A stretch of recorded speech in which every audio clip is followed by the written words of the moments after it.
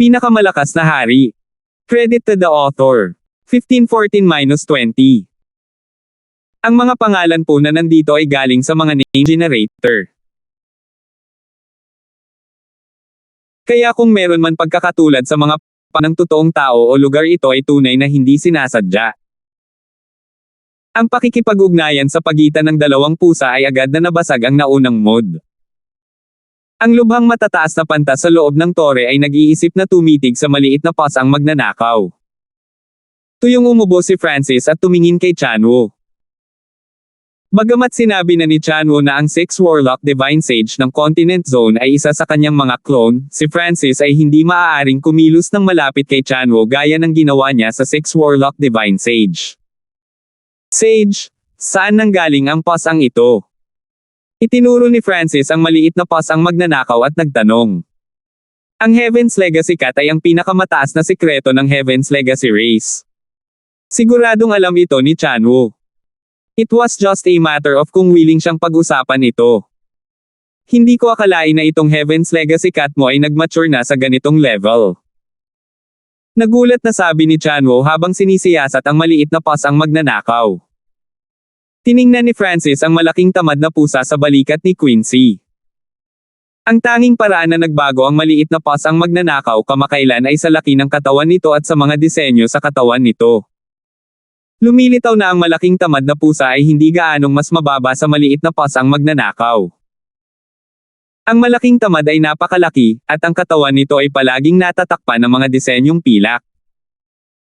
Ang Heaven's Legacy Cats ay orihinal na itinanim lamang sa Heaven's Legacy Race bloodline at binigyan ng iba pang kakayahan. Sila ay nagsilbing ideal na kasama para sa Heaven's Legacy Race, ngunit nang maglaon, ginamit ng Heaven's Legacy Cats ang Heaven's Legacy Cats para sa sinaunang lahi ng duplication plan ng isang biglaang sinabi ni Tishead Francis, at biglang sinabi ni Tishead ng kanyang mga salita na duplication plan ni Francis, si Yashead. Heaven's Legacy Race. Ang sinaunang race duplication plan. Napabulala si Francis. Ang mga salita ni Chanwo ay sadyang nakakagulat, at si Wuheng at Twilight Valley ay nabigla rin. Ang pasang ito ay talagang konektado sa numerong sinaunang lahi. Narinig din nila kung paano gustong kontrolin ng Heaven's Legacy Race ang Ancient Race bloodline, ngunit wala silang alam tungkol sa mga detalye. Masyadong makapangyarihan ang bloodline ng sinaunang lahi. Ang mga sapat na tugma para ligtas na makisama dito ay mas mababa sa isa sa ilang daang milyon. Ngunit ang mga nilalang na nilikha ng Heaven's Legacy Race ay maaaring mabago, at kapag ang Heaven's Legacy Cat ay matagumpay na nakipag-fuse sa Ancient Race bloodline, nangangahulugan ito na ang mga miyembro ng Heaven's Legacy Race ay maaaring mag-fuse din. Ang bagay na ibinunyag ni Chanwo ay nagpahiya sa lahat. Ang Twilight Valley at Wuheng ay partikular na nagulat. Gaya ng inaasahan, gustong kontrolin ng Heaven's Legacy Race ang kapangyarihan ng sinaunang lahi. Kung gayon ang magnanakaw na pasang ito. Hindi naisip ni Francis na ang maliit na pasang magnanakaw ay magtatago ng ganitong uri ng sikreto. Hindi nakakagulat na ang Heaven's Legacy Race ay may ganoong pagnanais para sa Heaven's Legacy Cat na ito kahit na inaalagaan ito. Ito ay para sa kapakanan ng bloodline nito. Kasabay nito, medyo masaya si Francis. Kung ang maliit na pasang magnanakaw ay ganito kalakas, kung gayon hanggat sinanay niya ito ng mabuti, ito ay magiging napakalaking tulong sa hinaharap. Gayunpaman, ang iyong Heaven's Legacy Cat ay isang nabigong produkto, idinagdag ni Chanwo. Napatulala si Francis at binigyan ng isang matalim na suntok. Ang maliit na pasang magnanakaw ay talagang isang nabigong produkto. Meow meow. Ang munting pasang magnanakaw ay agad na nagpakita ng matinding pagkadismaya. Paulit-ulit itong nag-gesture, na nagsasabi na ito ay natatangi, hindi isang nabigong produkto. Haha, bagamat nabigo itong produkto, nakaranas ito ng mutation na humantong sa marami pang mga variable. Umalis na ito sa mga hangganan ng orihinal na Heaven's Legacy Cats na nilikha ng Heaven's Legacy Race. Bagamat wala itong Ancient Race bloodline, mayroon itong kakayahan na nagbibigay daan dito na gayahin ang mga bloodline na kapangyarihan ng Ancient Race. Ngumiti si Chanwo at nagpatuloy. Nang marinig ito ng maliit na pasang magnanakaw ay pinabayaan nito ang bagay na iyon.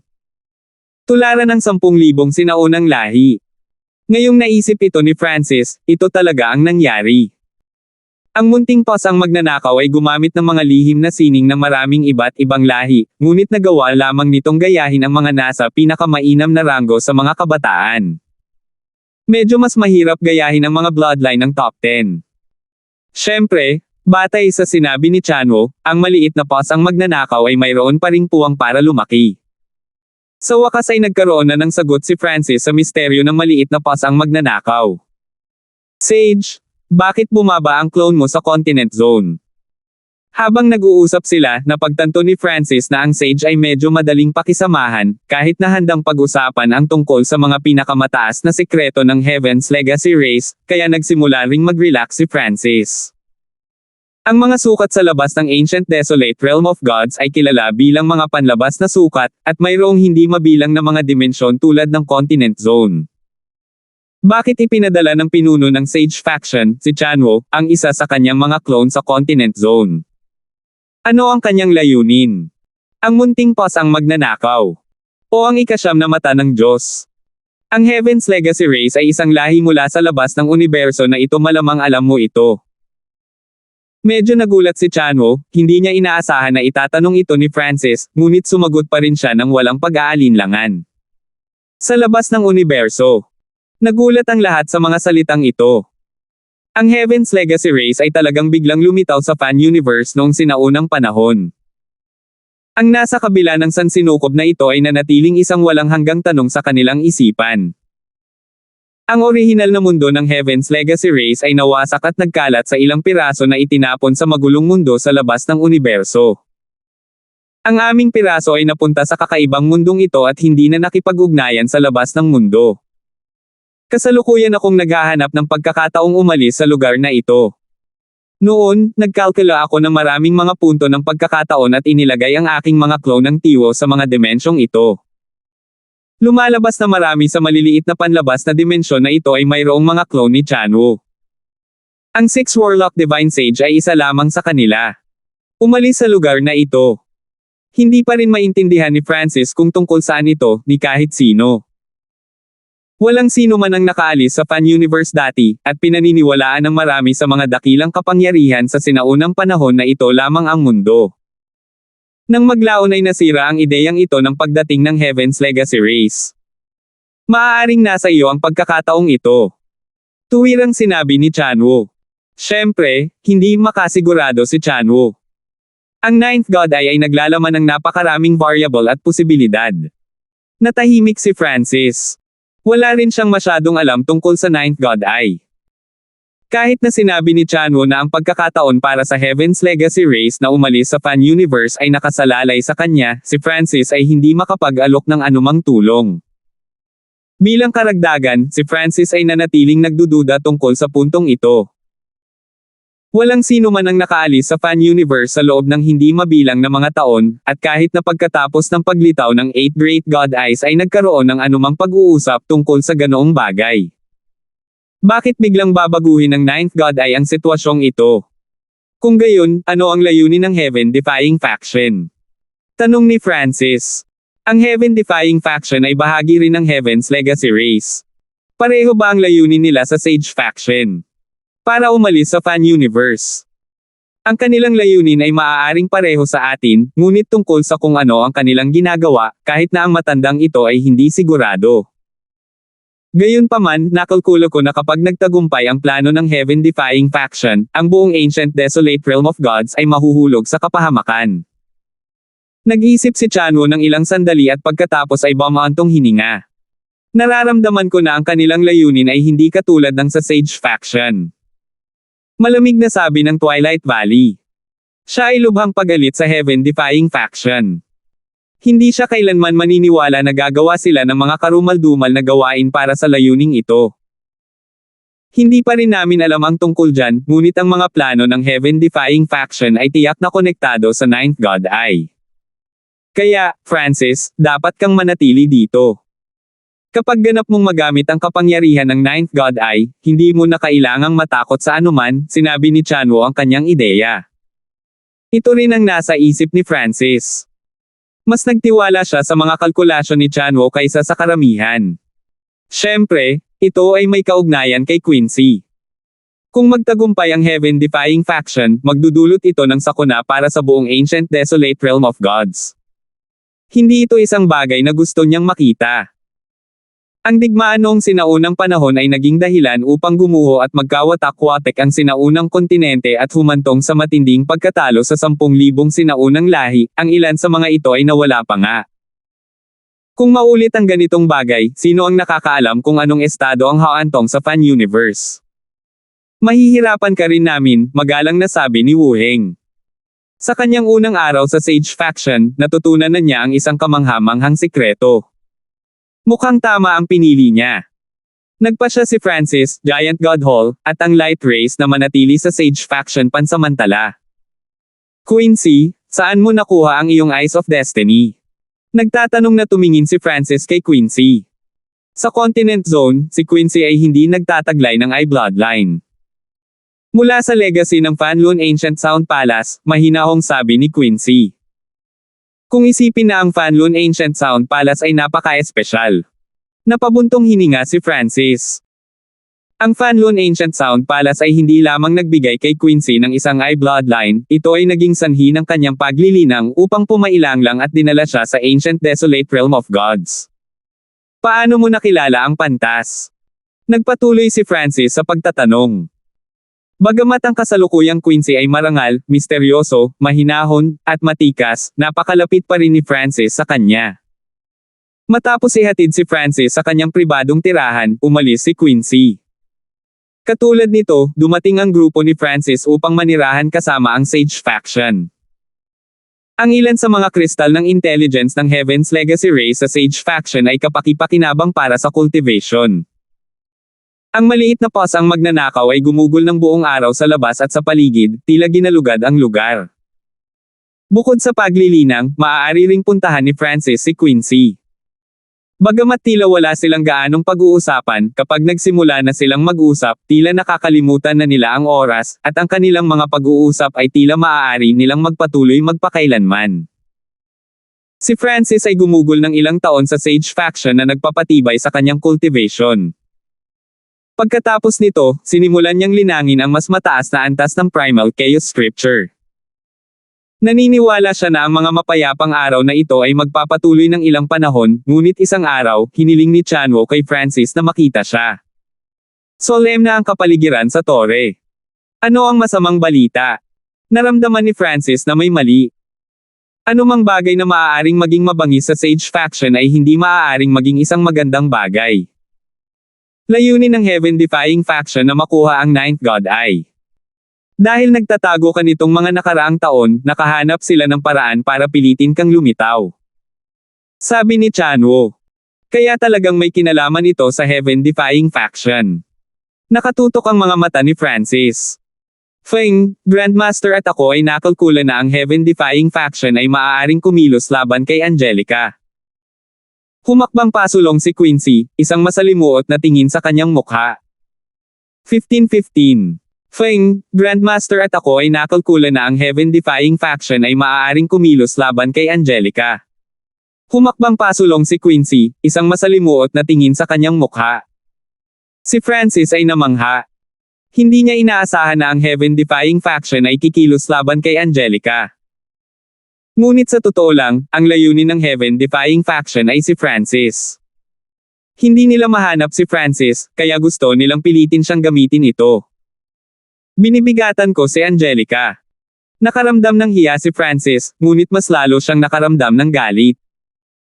Hindi niya inaasahan na ang Heaven-defying faction ay magiging kasuklam-suklam. Quincy, may paraan ba para mawala ang panganib? Agad na tanong ni Francis. Sa kasalukuyan, maaaring hindi pa rin alam ni Angelica ang nakatagong panganib na nagbabanta sa kanyang buhay, at sinabi lamang ni Quincy na maaaring kumilos ang Heaven-defying faction laban kay Angelica, ibig sabihin ay hindi pa sila nagtagumpay at malamang na hinahanap pa rin siya. Hanggat mahahanap niya si Angelica bago ang Heaven-defying faction, ligtas niyang mareresolba ang krisis. Nagawa na naming kalkulahin ang magaspang na posisyon ni Angelica. Isang ripple ng emosyon ang lumitaw sa mga mata ni Quincy nang makita niya kung gaano nag-aalala si Francis. Nalaman ni Francis na si Angelica ay umalis na sa espiritual na lahi, ngunit ito ay naglagay lamang kay Angelica sa higit pang panganib. Kailangan niyang mahanap siya sa lalong madaling panahon. Francis, ito ay isang hindi kapani-paniwalang mapanganib na hakbang. Ang Ninth God Eye ay pinakamahalaga. Kailangan mong pag-isipan itong mabuti. Emosyonal na bumantong hininga si Chanwoo. Malinaw na ito ang plano ng heaven-defying faction na pilitin si Francis palabas. Nahukay na ang patibong, at ang kailangan lang ay tumalon si Francis. Hindi maiwasan ni Francis na alalahanin ang mga salita ng pantas mula noon. Kung magtagumpay ang heaven-defying faction sa plano nito, ang buong ancient, desolate realm of gods ay magdaranas ng kapahamakan. Hindi ako papayag na masaktan si Angelica dahil sa akin. Matigas na sabi ni Francis pagkatapos ng ilang sandali ng pag-iisip. Kung hahayaan niyang mawala ng buhay ang kanyang childhood sweetheart dahil sa kanya habang ganap niyang kayang pigilan ito, hinding-hindi siya mapakali. Irerespeto ng matandang ito ang iyong desisyon, at tutulungan din kita sa pamamagitan ng pag-abala at pagsugpo sa heaven-defying faction. Ngumiti si Chanwoo na para bang matagal na niyang hinulaan ang desisyon ni Francis. Maraming salamat. Pinipigilan ni Francis ang paggalang sa pinakamababa. Ang kapangyarihan ng Sage faction ay isang ganap na pangangailangan sa pagliligtas kay Angelica mula sa heaven-defying faction. Si Chanwoo ay patuloy na tinutulungan siya sa kanyang mga problema at tanong, at hindi maipahayag ni Francis ang kanyang pasasalamat sa mga salita. Kung matutulungan niya ang Sage faction sa hinaharap, hindi niya tatalikuran ang kanyang responsibilidad. Feng, tutulungan din kita. Baka sa mukha ni Quincy ang isang pahiwatig ng pagmamahal. Si Francis ay nabigla, at bigla niyang naramdaman na may mali. Inamin na ng babaeng nauna sa kanya na siya si Quincy, at sa panahong ito, naramdaman ni Francis ang pagmamahal ni Quincy para sa kanya. Ngayon lang, si Francis ay nagpakita ng matinding pag-aalala sa katotohanang may isa pang babae na nasa panganib, ngunit ngayon, si Quincy ay mukhang napakalma at walang pakialam. Napakaliit ng kahulugan nito. Okay. Tinitigan ni Francis si Quincy at pumayag. Kasabay nito, nakita niya ang isang bakas ng kalungkutan sa mga mata ni Quincy, ngunit sa oras na ito, ang paghahanap kay Angelica ay mas mahalaga. Hindi gaanong layunin ang pag-aalala tungkol sa higit pa. Bumalik si Francis at nagsimulang maghanda bilang karagdagan sa pagpapalam sa light rays at wuhing kung ano ang nangyayari. Natural na pinakamahusay kung mayroon siyang tulong ng iba kapag nakikipaglaban sa heaven-defying faction. Gayunpaman, hindi igiit ni Francis. Pagkatapos ng lahat, ang bagay na ito ay masyadong mapanganib. Tatanggapin niya ang anumang desisyon na gagawin nila. Kung may problema si Angelica, natural na hindi ko ilalagay ang aking mga kamay sa aking manggas at manunood sa gilid. Ngumisi si Wu Heng. Kahit anong tingin nito, sila ni Angelica ay nagmula sa iisang lugar. Ang paglilinang ng mahabang panahon ay medyo nakakainip. Oras na para lumabas ako at pagilitin ang aking sarili. Si Wu Heng ay mukhang optimistiko. Kamakailan ay gumawa siya ng maraming pag-unlad. Isa na siyang peak second heaven at hindi masyadong malayo sa third heaven. Sa kanyang nakaraang buhay, si Wu Heng ay napakahusay, na may mataas na pag-asa na maging isang hari ng Diyos. Pagkatapos ng kanyang muling pagsilang, si Wu Heng ay nagtatag ng isang mas matibay na pundasyon na nagdulot sa kanya ng mas malapit sa layuning ito. Gaano ka kumpiyansa? Nagtanong ang Twilight Valley ng mas may kinalamang tanong. Sa tulong ng Sage faction, kung maganda ang swerte natin, baka mahanap natin si Angelica bago ang heaven-defying faction. Kung masama ang swerte natin, mahirap iwasan ang conflict, prangkang wika ni Francis. Okay. This time, tutulungan ka ng light rays. Matapos pag-isipan ng bagay ng ilang sandali, sumang-ayon ang Twilight Valley. Noon pa man ay bahagi na ng kanyang plano ang umasa sa lakas ng Ninth God Eye at ng Giant God Race para maghiganti sa heaven-defying faction. Hindi niya mapapayagan na mamatay si Francis. Bukod dito, sina Francis at Quincy ay tumulong sa light race noong nakaraan. Pinili niyang tulungan si Francis na parehong magbalik ng pabor at dahil kailangan niya ng lakas ni Francis at hindi niya ito maaaring hayaang mamatay. Tuwang-tuwa si Francis nang makitang handang tumulong sa kanya ang Giant God Hole at ang Light Race. Pagkaraan ng araw na iyon, umalis si Francis at ang iba pa. Ipinadala ng Giant Godhole si Wuhing at ang Grand Elder habang ang Light Race ay nagpadala lamang ng Twilight Valley.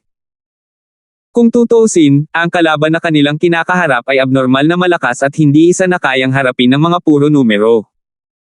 Ang mga nangungunang puwersang panlaban ay ang pinakamahalaga.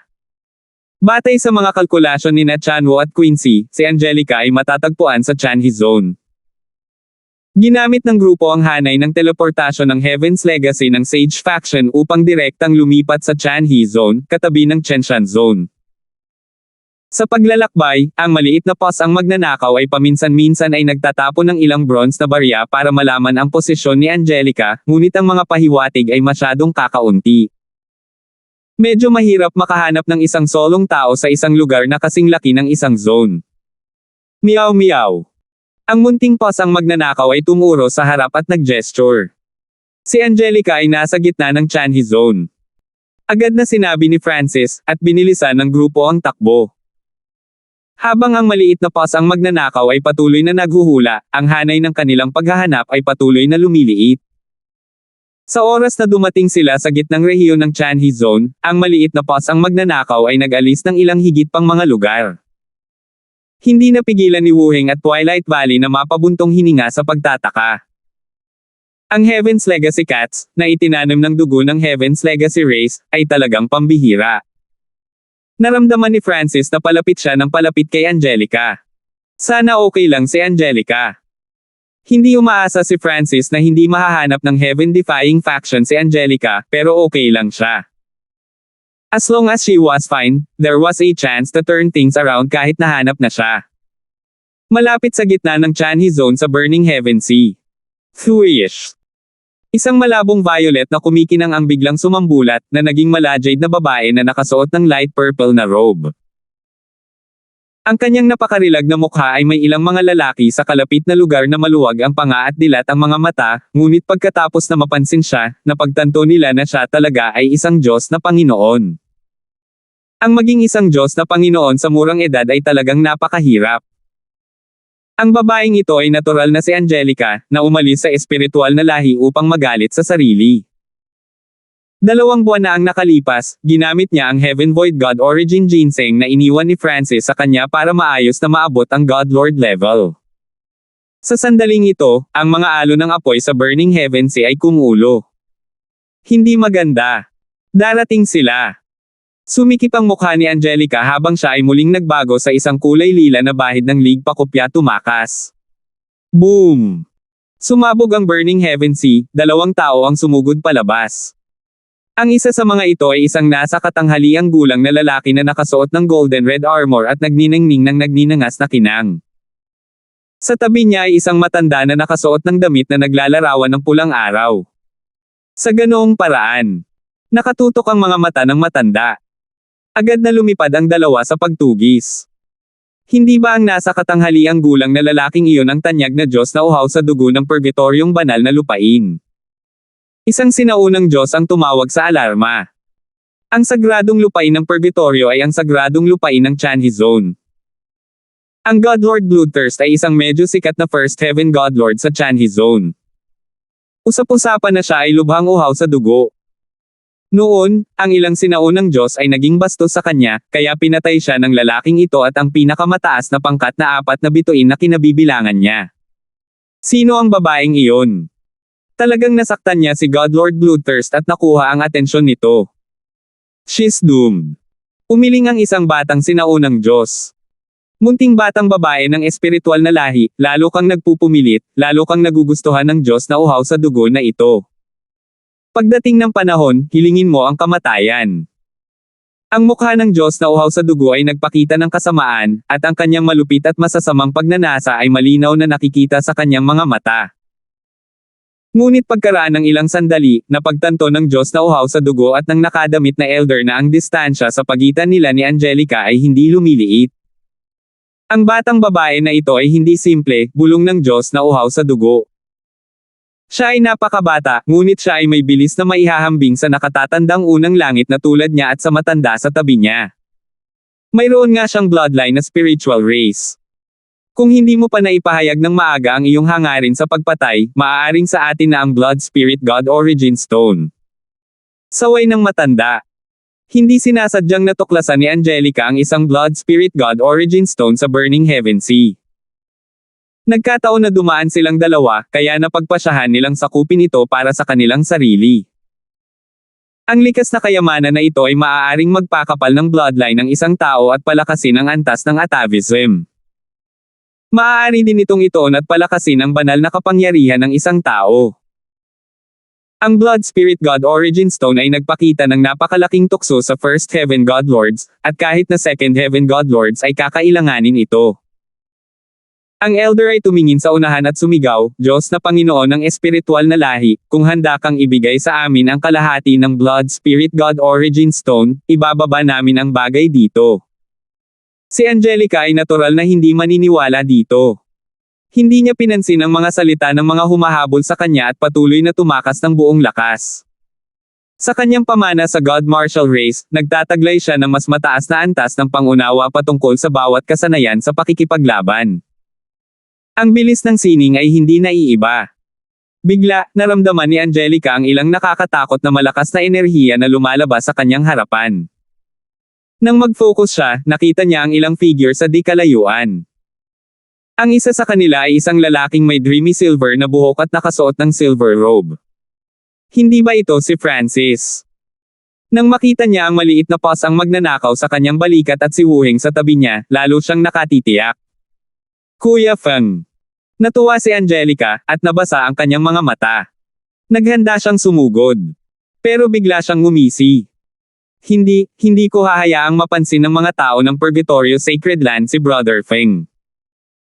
Ang mga miyembro ng Purgatory Sacred Land ay nagpapatrolya sa Burning Heaven Sea sa bahagi upang makahanap ng mga pahiwatig kung paano nawasak ang Vermilion Bird Pavilion at Swiftwind Gate, ngunit naghahanap din sila ng mga pahiwatig na may kaugnayan sa Ninth God Eye. Dumating din si Angelica sa Burning Heaven Sea dahil narinig niya na ang Ninth God Eye ay lumitaw dito. Nang dumating siya, mas naunawaan niya ang ilang bagay. Nalaman niya na maraming dakilang kapangyarihan ng Ancient Desolate Realm of Gods ang nagnanais ng Ninth God Eye. Nagigting si Angelica at nagsimulang gumalaw sa ibang direksyon. Sa di kalayuan, nagalak din si Francis nang makita si Angelica, dahil nahanap na nila ito bago pa ang Heaven-defying faction. Ngunit biglang lumingon si Angelica sa ibang direksyon, naiwan si Francis na nagtataka. Ngunit hindi nagtagal ay natuklasan ni Francis ang dahilan. Sa kanyang malawak na paningin, nakita niya ang dalawang figure na halos 1,000,000 liang layo. 1516. Malapit sa Burning Heaven Sea, pinangunahan ng Divine Emissary Beiming ang dalawang Palace Kings Godlord Tyrant Dragon at Godlord Heavenly Solitude sa paghahanap kay Angelica. Si Beiming ay may hawak na isang hugis parihaba na aparato na may pilak na bola sa gitna nito. Ito ay isang instrumento sa paghahanap ng Heaven's Legacy Race. Natagpuan nila ang mga bakas ng enerhiya ni Angelica at nilikha ang instrumento sa paghahanap na ito upang subaybayan siya. Yung Angelica, saan lang siya nagtatago?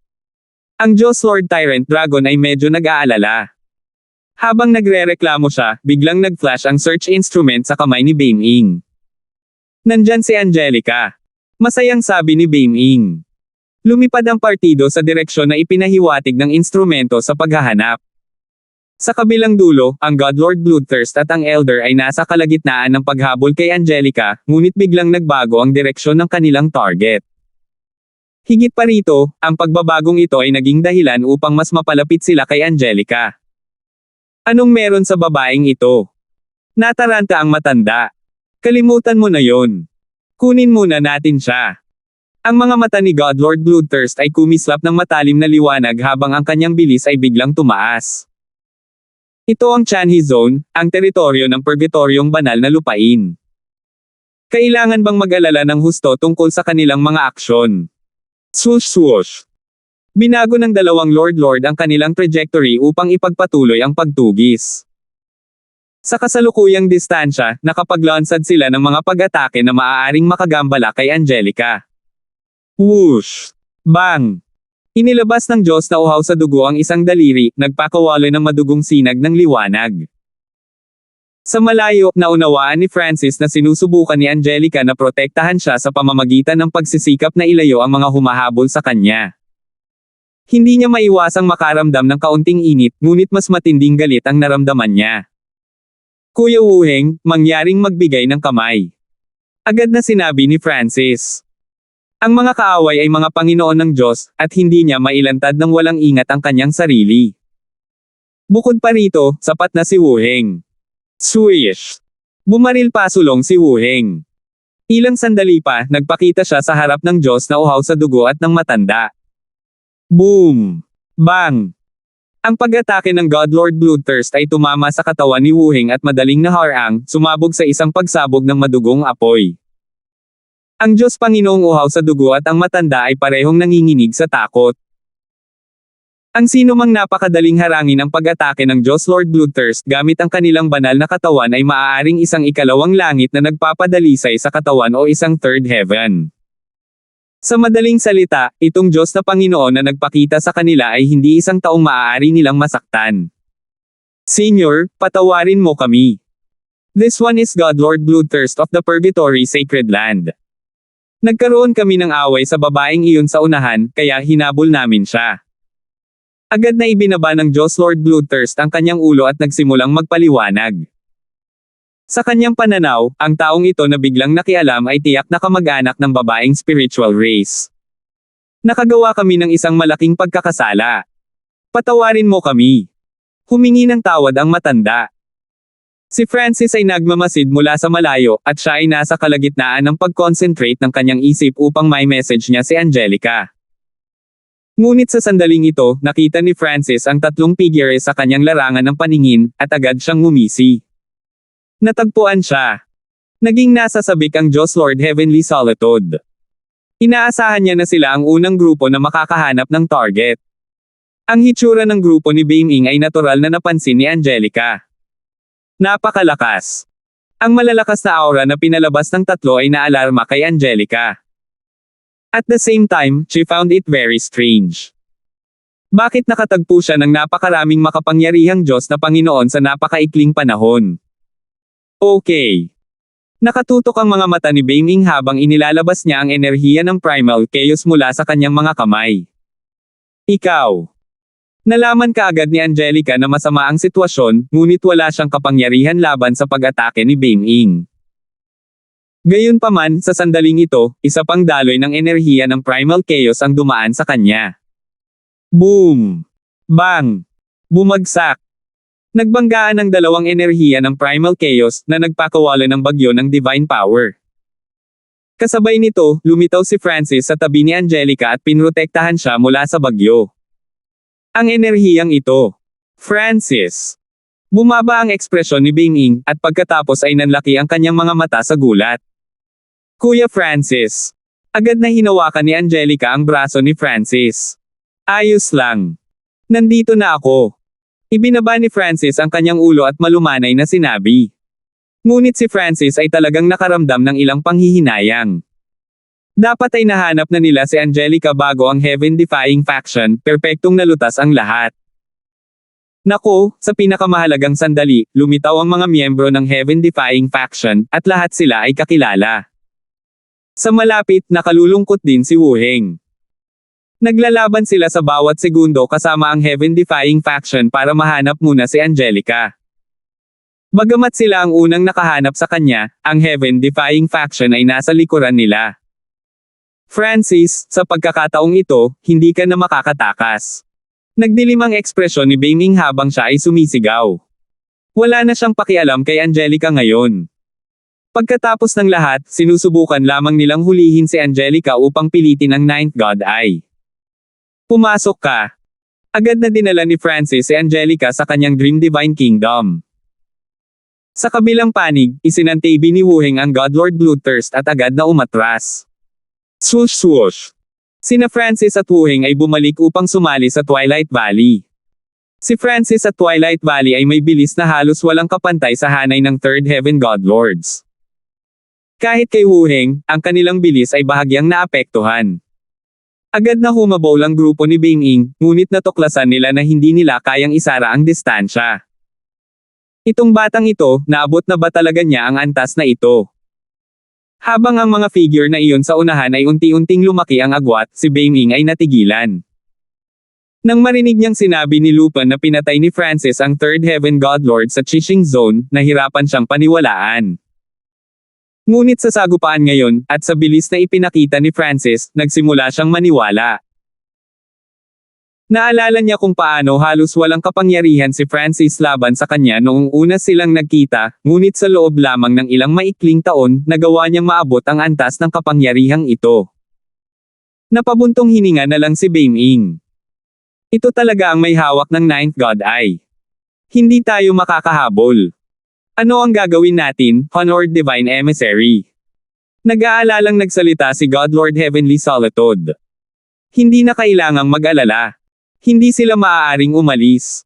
Hindi ganoon kabahala si Beiming. Hindi lang siya ang Divine Emissary na naghahanap kay Angelica. Nang matuklasan niya si Angelica, nagpadala siya ng mensahe sa lahat ng iba pang miyembro. Gaya ng inaasahan, hindi nagtagal pagkatapos magsimulang tumakas ang grupo ni Francis ay may isang malakas na enerhiya ang lumitaw sa kanilang harapan. Haha, hindi ko talaga inaasahan na lilito ang Ninth God Eye at itapon ang sarili sa lambat. Bumungad ang isang payat na lalaki na nakasuot ng puting roba. Isang Divine Emissary. Nanlalabo ang mga mata ni Francis. Nakita ni Francis ang lahat ng Divine Emissaries sa Heaven's Legacy Race Divine Kingdom at naalala ang lahat ng kanilang hitsura na parang kahapon lang. Ang lalaking ito na nakasuot ng puting damit ay isa sa mga Divine Emissaries na ito. Light Race. Nararamdaman ng Twilight Valley ang isang pamilyar na bloodline na enerhiya mula sa lalaking ito na nakaputing damit. Ilang sandali pa, lumitaw ang isang itim na babae sa ikalawang langit. Mula sa kanyang cultivation, malamang na isa siyang Palace King ng Heaven-defying faction. Dahil iyon ang kaso, lumaban ka. Agad na tumahol si Francis.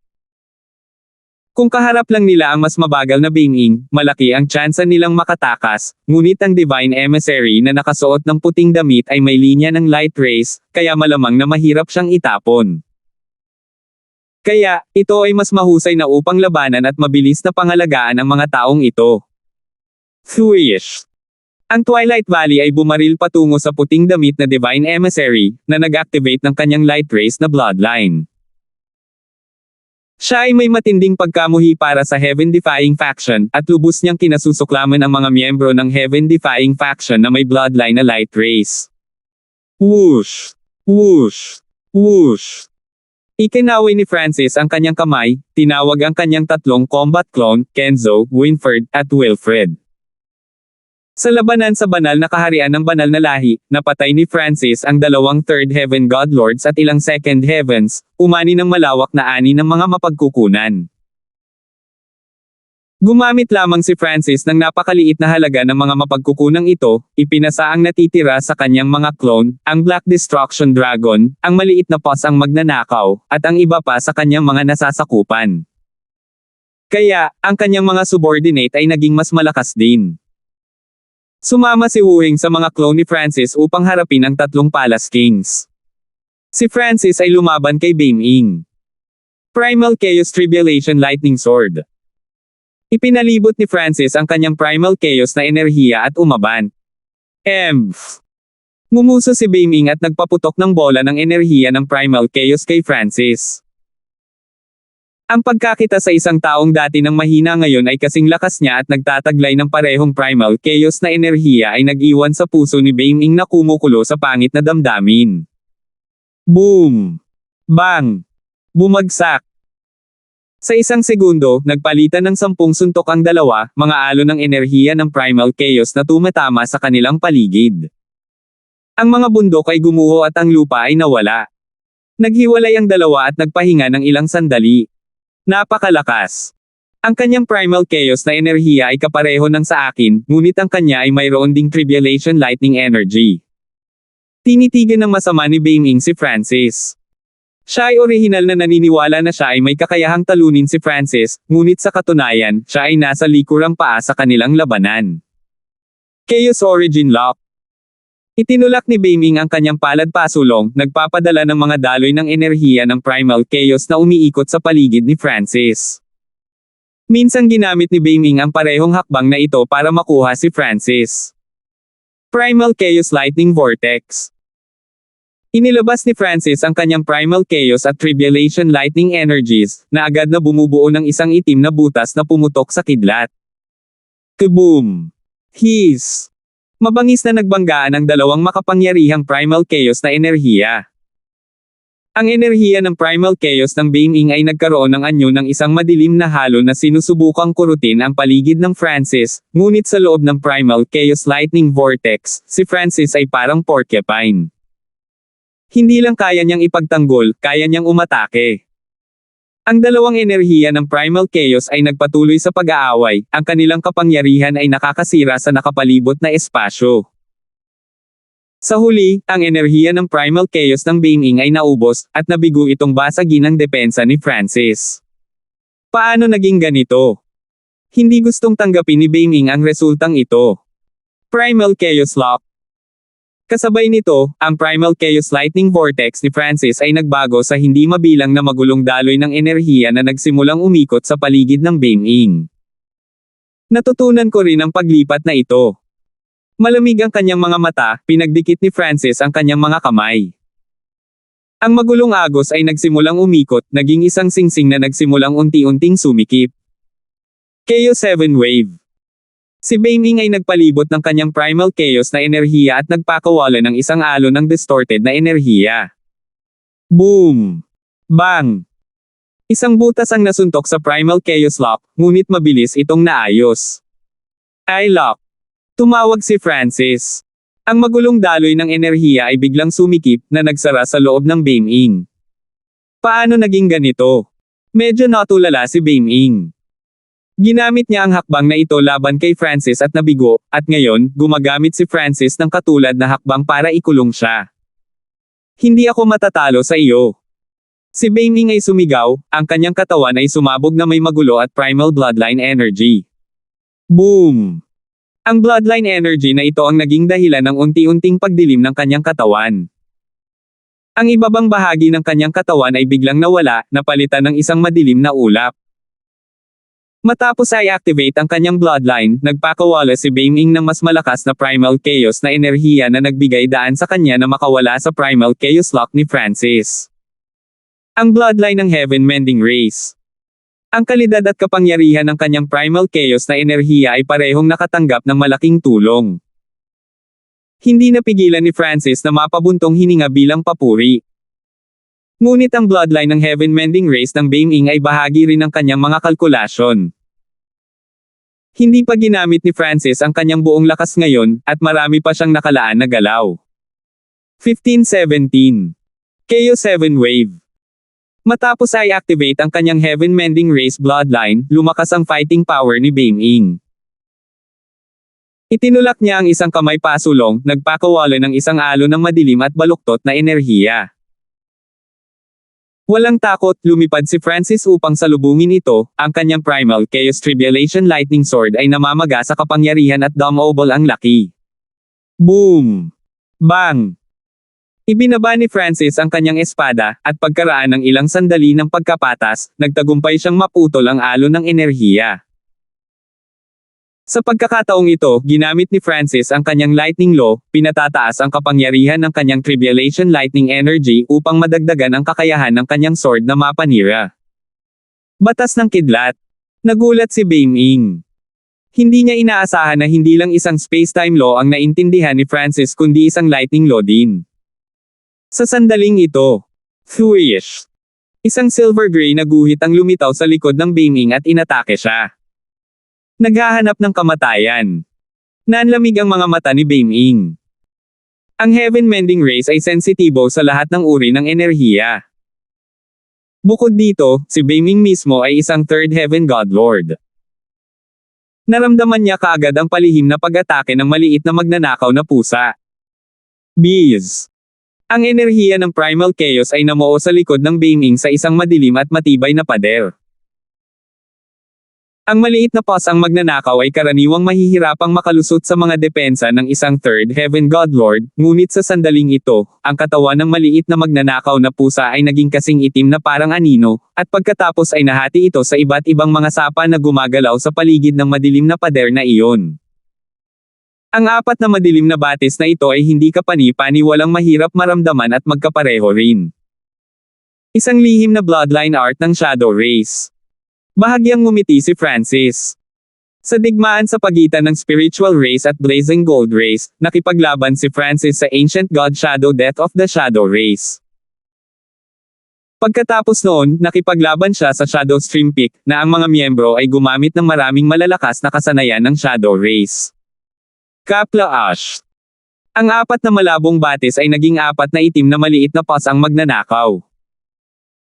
Bawat isa sa kanila ay bumuo ng isang itim na saber at nilaslas ang mga ito sa katawan ni Baiming. Sa malapitan, ang nakakatakot na pag-atake ng Shadow Race ay tumama ng halos kaagad.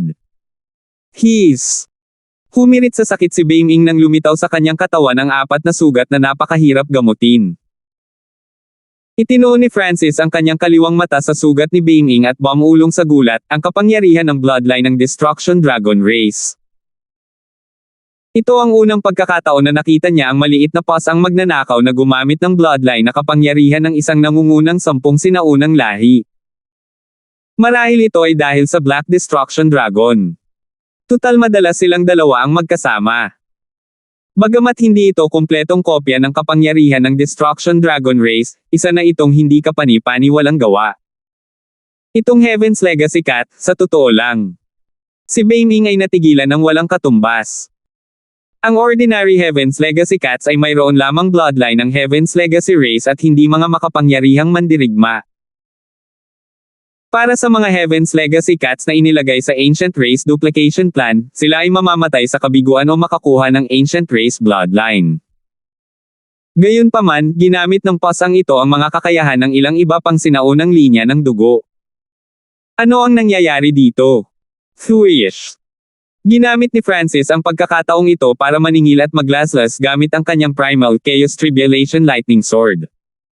Boom! Bang! Bumagsak! Ang sagupaan ng enerhiya ng Primal Chaos ay naging sanhi ng pagyanig at pagdaing ng espasyo mismo. Ang mga pinsalang dulot ng maliit na boss ang magnanakaw ay may epekto sa kalagayan ni Baiming. Bukod dito, ang mga kakayahan sa pagmamasid ng God's Spiritual Eye ni Francis ay nagbigay daan sa kanya na makita ang mga pag-atake at depensa ni Baiming at idagdag ang mga sugat ni Baiming. Mamatay! Sumigaw si Baiming, isang maitim na fragment ang biglang lumitaw sa kanyang kamay. Habang hawak ni Baiming ang fragment na ito, ang kapangyarihan at kalidad ng kanyang Primal Chaos na enerhiya ay umabot sa ibang antas at nagsimulang maglabas ng napakalaking pressure. Ang fragment ng Ancestral Artifact. Nagulat si Francis. At ang Baiming ay malamang na hindi may hawak na anumang ordinaryong fragment ng Ancestral Artifact, ngunit isang fragment ng Ancestral Artifact na pag-aari ng Heaven Mending Race. Kagulong nakakabasag ng langit na slash. Inilipat ni Baiming ang fragment ng Ancestral Artifact na nagpakawala ng nakakatakot na shockwave ng enerhiya ng Primal Chaos. Ang malawak na alon ng enerhiya ng Primal Chaos ay kinain ang lahat ng enerhiya sa dinadaanan nito habang umaatungal ito patungo kay Francis. Sa fragment ng Ancestral Artifact, ang mga pag-atake ng Primal Chaos ng Baiming ay malamang na isang hiwa sa itaas ni Francis. Dahil iyon ang kaso, ipaparanas ko sa iyo ang kapangyarihan ng Dream God Eye. Si Francis ay hindi natakot. Sa kanyang kaliwang mata, ang Tribulation Lightning at Primal Chaos na enerhiya ay nagsimulang magpulso at mag-fuse. Primal Chaos Lightning Sword. Isang maitim na espada na dumadagindong na may kidlat ang lumabas sa kaliwang mata ni Francis. Thuish. Bagamat tila mabigat, ang kidlat na espadang ito ay mabilis na tumago sa kalangitan.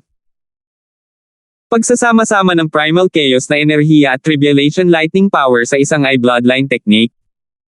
Nagulat si Baiming. Ginagamit niya ang fragment ng Ancestral Artifact para palakasin ang kanyang Primal Chaos energy. Samantala, ginagamit ni Francis ang Ninth God ay para palakihin ang kapangyarihan ng kanyang Primal Chaos energy. Boom! Bang! Ang madilim na kidlat ay agad na tumago sa magulong alon ng enerhiya, at ang banal na kapangyarihan ay kumalat palabas at sinira ang paligid. Ngunit nakikita ng kaliwang mata ni Francis ang lahat at napansin kung ano ang nangyayari sa punto ng impact. Ang espada ng madilim na kidlat na iyon ay tumama sa isang puwang sa alon ng enerhiya. Ang Primal Chaos Lightning Sword ay mabilis na lumipad palabas ng shockwave. Ang Primal Chaos Lightning Sword ay mas nakatutok. Bahagyang ngumiti si Francis. Sa mga tuntunin ng nakakapinsalang kakayahan, ang kakayahang Primal Chaos na ito ay maaaring hindi maihahambing sa pag-atake ni Bang Ing, ngunit ang kapangyarihan ng Primal Chaos Lightning Sword ay nakatuon sa isang punto na nagbibigay dito ng higit na kakayahang tumusok. Hindi. Naalarma na tumawag si Bang Ing. Ang malakas na pag-atake na ginawa niya gamit ang fragment ng ancestral artifact ay binasag pa rin ni Francis. Thwish! Sa isang pagsabog ng kidlat, isang madugong butas ang nasuntok sa dibdib ni Bang Ing.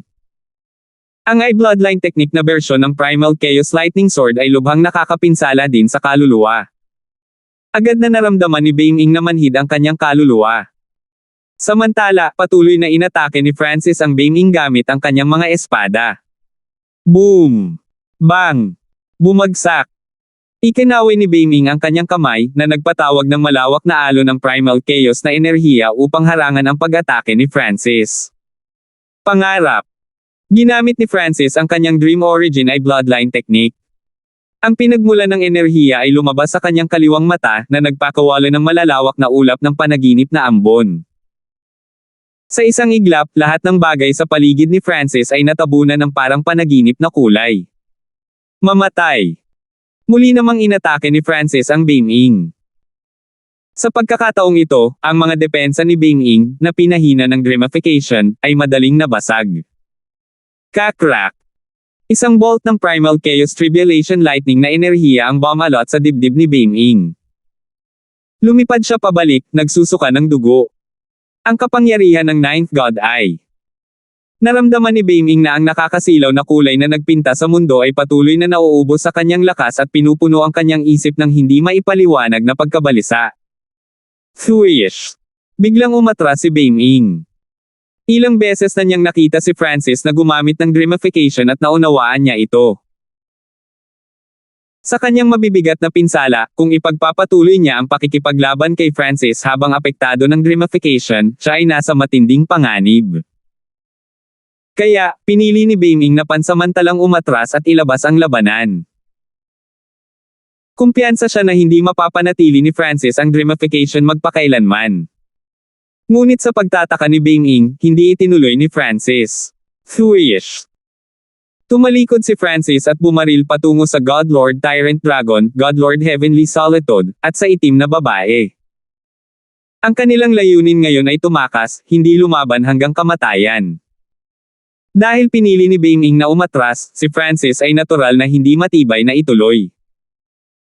Bukod dito, si Bang Ing ay isang Third Heaven Godlord at ang Heaven-mending race na bloodline na dalubhasa sa depensa. Ang pagpatay sa kanya ay magiging kasing hirap o higit pa sa pagpatay kay Lupan. Boom! Bang!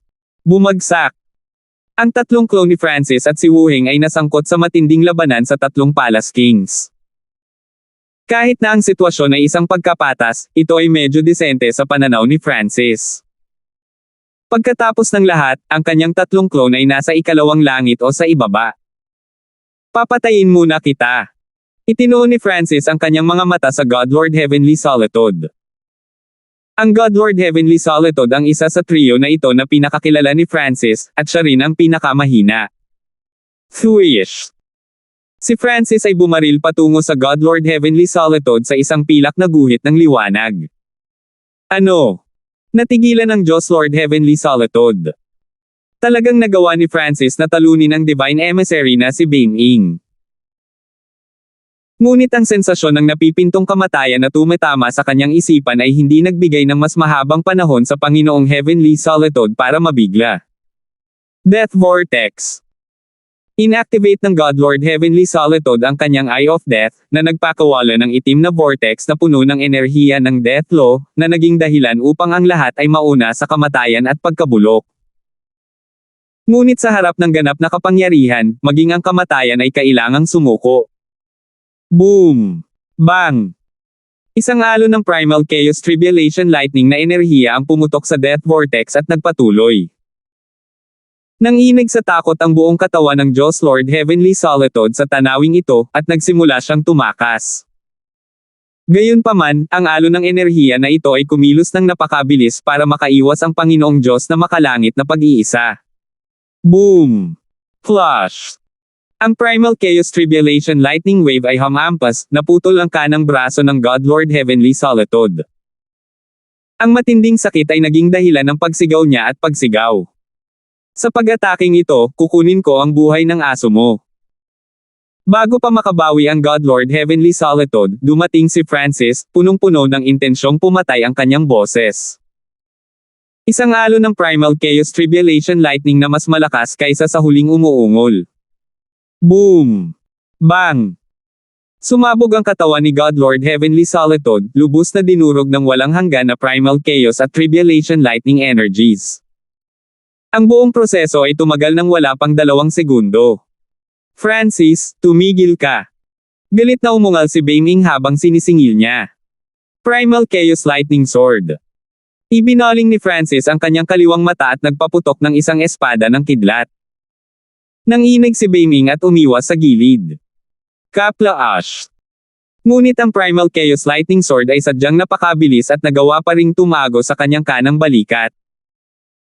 Ang Primal Chaos Lightning Sword ay parehong mabilis at makapangyarihan. Ang mga pinsala ni Beiming ay muling lumala, at ang takot ay humawak sa kanyang puso. Ikaw na ang mamatay. Ang mga mata ni Francis ay napako sa kalapit na Godlord Tyrant Dragon. Hindi. Iligtas mo ako, Divine Emissary. Kamakailan lang ay pinanood niya si Francis na patayin ang Diyos Lord Heavenly Solitude, at ngayong ibinaling na ni Francis ang kanyang atensyon sa kanya, nabigo ang tapang ng Diyos Lord Tyrant Dragon at agad siyang humingi ng tulong kay Beiming. Nabaluktot ang mukha ni Beiming sa pag-aalinlangan at sakit. Francis, maglakas loob ka. Galit na dumura si Beiming habang ina-activate niya ang kanyang ancestral artifact fragment at naghahanda na salakayin si Francis. Hindi siya nang ahas na mapalapit kay Francis, ngunit maaari pa rin niyang matakpan si Francis sa pamamagitan ng pangmatagalang pag-atake. Primal Chaos Lightning Vortex. Inilipat ni Francis ang kanyang Primal Chaos Energy at Tribulation Lightning Energy sa napakaitim na Primal Chaos Lightning Vortex. Boom! Bang! Bumagsak! Ang malakas na pag-atake ni Beiming ay bumagsak, ngunit sa pamamagitan ng pagtutok ng kanyang buong kapangyarihan sa depensa, nagawang harangin ito ni Francis. Nakahinga ng maluwag ang Diyos Lord Tyrant Dragon, ngunit sa sandaling ito, isang kidlat ang bumaril mula sa kidlat na vortex. Iyon ay nakatuon ang Diyos Lord Tyrant Dragon sa kidlat na iyon at napagtanto na ito ay isang espada na gawa sa baluktot na enerhiya na kumakaluskos ng kidlat. Hindi ba ito ang Primal Chaos Lightning Sword na tumago sa balikat ni Beiming? Kapla Ash. Sa oras na napagtanto ito ng Diyos Lord Tyrant Dragon, ang Primal Chaos Lightning Sword ay tumagos na sa kanyang ulo. Bang! Sumabog ang katawan ni God Lord Tyrant Dragon, itim na apoy na nagliliyab. Madarama ng isang tao na ang Diyos na Panginoon Tyrant Dragon ay nasa kanyang huling hininga. Kung hindi dahil sa katotohanan na siya ay miyembro ng 9th rank Destruction Dragon Race, na nagtataglay ng Destruction Dragon Body, ang Diyos Lord Tyrant Dragon ay agad na napatay. Thuish. Ngunit ginamit ni Wu Heng ang pagkakataong ito para mag-charge, ang kanyang napakalaking palad ng 5 elementong enerhiya ay lubos na pinapatay ang itim na apoy. Sa oras na ito, 2 sa 3 hari ng palasyo ang napatay. Tanging ang itim na babae lamang ang naiwan, at siya ay natakot sa kanyang talino at nalilito kung ano ang gagawin. 1518. Ang lalaking nakasuot ng puting damit na nakikipaglaban sa Twilight Valley ay nakita kung ano ang nangyayari sa kabilang larangan ng digmaan at natigilan sa pagkabigla. Si Beiming ay isa sa mga mas malakas na Divine Emissaries, ngunit siya ngayon ay malubhang nasugatan, at 2 sa 3 Palace Kings ay namatay na, kasama ang natitirang itim na babae sa matinding panganib. Beiming, anong nangyayari? Alarma na sigaw ng lalaking nakaputing damit. Natahimik si Beiming, hindi alam ang sasabihin. Ang kailangan lang nilang gawin ay hawakan si Francis hanggang sa dumating ang tagapagtanggol, kung saan maaayos ang lahat, ngunit pagkatapos makita si Francis na naging napakalakas at nagtataglay ng parehong uri ng enerhiya ng Primal Chaos gaya ng kanyang sarili, nakalimutan ni Beiming ang kanilang orihinal na layunin. Siya ay naiinip at sinubukang talunin si Francis upang patunayan ang kanyang sarili. Sa bandang huli, siya ang binigyan ng isang malungkot na pagkatalo. Maaaring sabihin ng isa na siya ang nag-iisang lumikha ng sitwasyong ito, ngunit para sa Beiming, lahat ito ay dahil kay Francis. Primal Chaos God Burial. Sumisigaw si Beiming habang sinusunog niya ang kanyang dugo at banal na kapangyarihan. Boom! Itinulak niya ang 2 palad pasulong, nagpakawala ng malalawak na alon ng enerhiya ng Primal Chaos. Ang napakaraming enerhiya ng Primal Chaos na ito ay natipon sa ibaba ng Francis, na bumubuo ng isang Primal Chaos Vortex na nagsagawa ng malakas na paghila na nagdrag sa lahat ng enerhiya sa mundo. Dahil siya ay nasa itaas mismo ng vortex, naramdaman ni Francis ang pinakamalaking paghila sa lahat. Habang ang Primal Chaos Energy Vortex na ito ay kumonsumo ng enerhiya, patuloy itong lumawak at tumaas paitaas. Parang gusto nitong ilibing si Francis sa loob. Bees. Agad na na-activate ni Francis ang kanyang 3 fragment ng Ancestral Artifact, na nagpapadala ng wave ng spacetime energy sa vortex. Ang malakas na spacetime energy na ito ay lubos na humadlang sa vortex. Ang Primal Chaos Vortex ay unti-unting humina, ang bilis ng pag-ikot nito ay bumagal. Samantala, pinutol ni Francis ang ilang alon ng enerhiya gamit ang kanyang Primal Chaos Tribulation Lightning Sword. Boom! Bang! Sa isang iglap, naputol ang Primal Chaos Vortex. Nang makita ito, umatras muli si Beiming. Siya ay nasugatan ng husto at ginamit lang niya ang kanyang pinakamakapangyarihang Bloodline Art, ngunit nabigo pa rin siyang saktan si Francis. May pagkakataon pa na mapatay siya ni Francis. Sa kabilang panig, ang natitirang Palace King ay napapaligiran ng 3 clone ni Wu Heng at Francis, na hindi nagbigay sa kanya ng pagkakataong makatakas. Ilang sandali pa, napatay ang itim na babae. Dahil dito, patay na ang 3 Palace Kings. Patayin. Lumingon si Francis sa pakikipaglaban ng Twilight Valley sa Divine Emissary na may puting damit. Hanggat kaya nilang pangalagaan ang Divine Emissary na may bloodline na light race, lahat sila ay ligtas na makakaalis. Hindi. Paano ito nangyari? Naramdaman ng lalaking nakasuot ng puting damit ang maraming enerhiya na mabilis na lumalapit at namutla. Time Prison. Agad na dinobol ang pagsisikap ng Twilight Valley. Wala siyang ibang gusto kundi putulin ang mga miyembrong ito ng Heaven's Legacy Race na may implanted na mga bloodline ng light race. Bees. Lumitaw ang mga ethereal na puting ilaw sa paligid ng lalaking nakasuot ng puting damit, na umaabot at kumukonekta sa isang puting hola. Kung ang isang normal na tao ay nahuli sa hola na ito, walang alinlangan na sila ay kikilos ng kasing bagal ng pagong. Gayunpaman, ang lalaking nakasuot ng puting damit ay may linya ng light race at mayroong kanyang light law at time energy. Siya ay lubos na lumalaban sa pamamaraang ito. Boom! Bang! Bumagsak! Paulit-ulit niyang itinulak ang kanyang mga palad, at ang kanyang malakas na enerhiya sa oras ay nagtagumpay sa paglabag sa time prison. Ngunit ito ay bumili ng sapat na oras para dumating sina Francis at Wu Heng. 5 elemento na nakakabasag ng batas na palm. Inilabas ni Wu Heng ang isang palad, nag-iipon ng enerhiya ng 5 elemento sa isang napakalaking 5 kulay na palad na kumulog mula sa langit. Ikinawi ni Francis ang kanyang braso, ibinato ang Primal Chaos Tribulation Lightning Sword sa kanyang kamay. Gumamit din ang kanyang mga clone ng sarili nilang eye bloodlines para salakayin ang lalaking nakasuot ng puti. Boom! Bang! Bumagsak! Ang lalaking nakasuot ng puting damit ay agad na nilamon sa mga pag-atake, ngunit hindi ito nakagawa ng malaki sa lalaking nakasuot ng puti.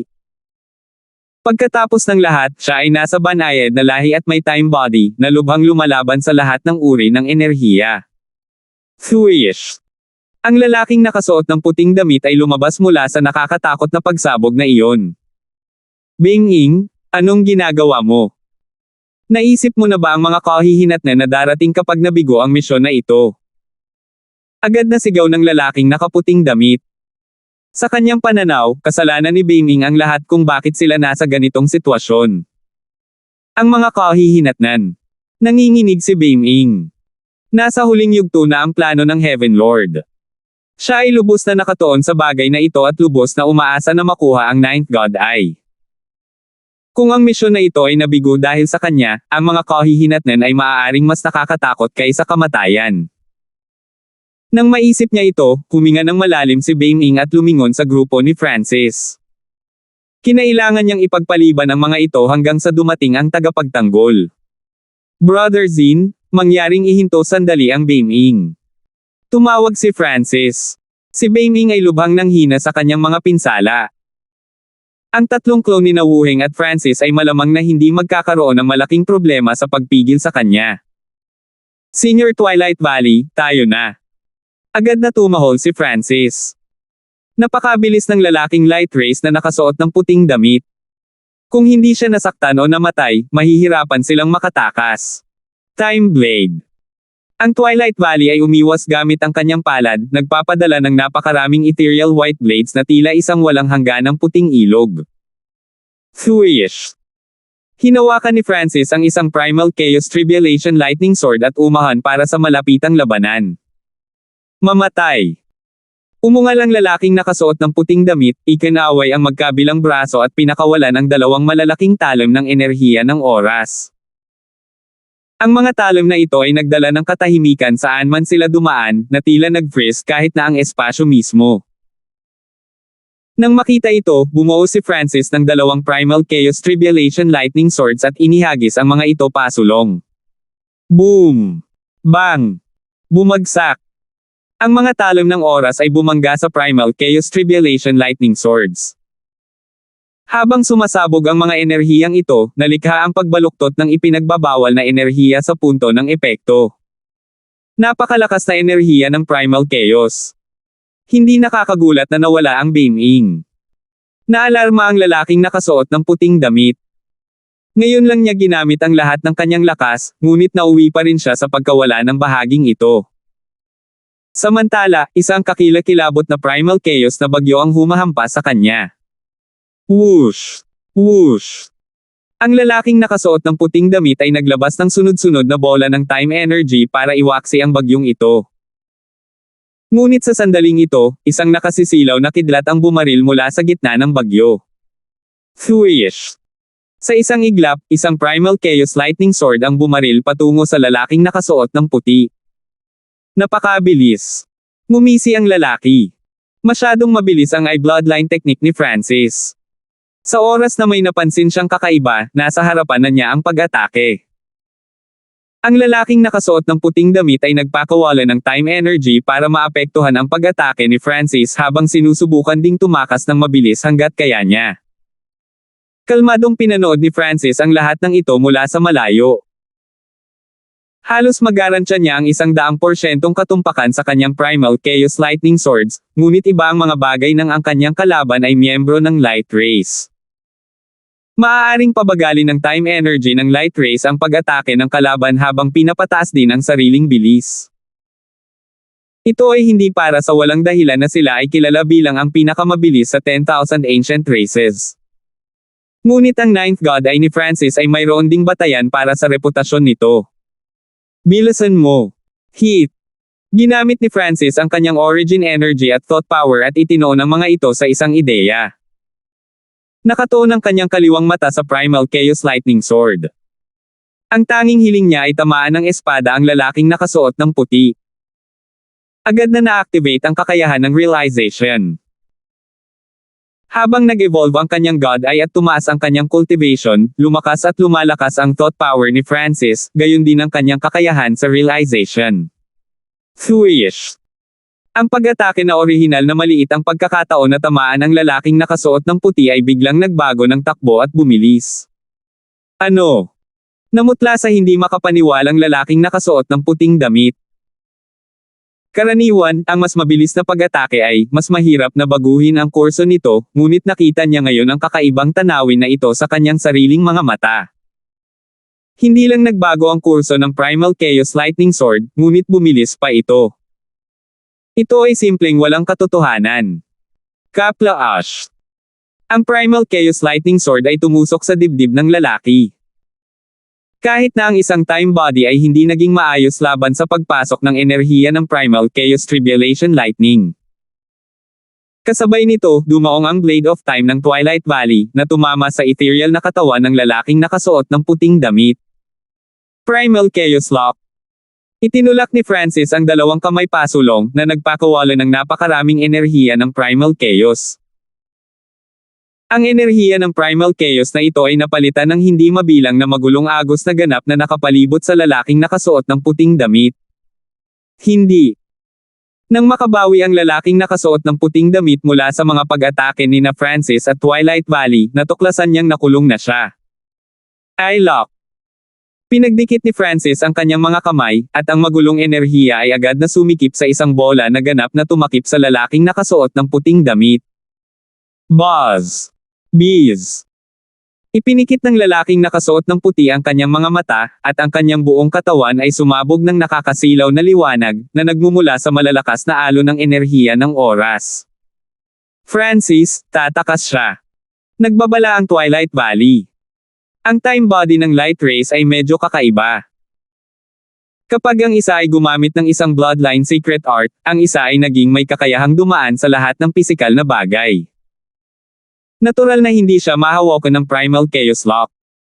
Siyempre, ito ay pangunahin dahil ang lumalamon na katangian ng enerhiya ng Primal Chaos ay walang gaanong epekto sa enerhiya ng oras. Kung hindi, mas mababa ang tsansa ng lalaking nakasuot ng puting damit na makalaya.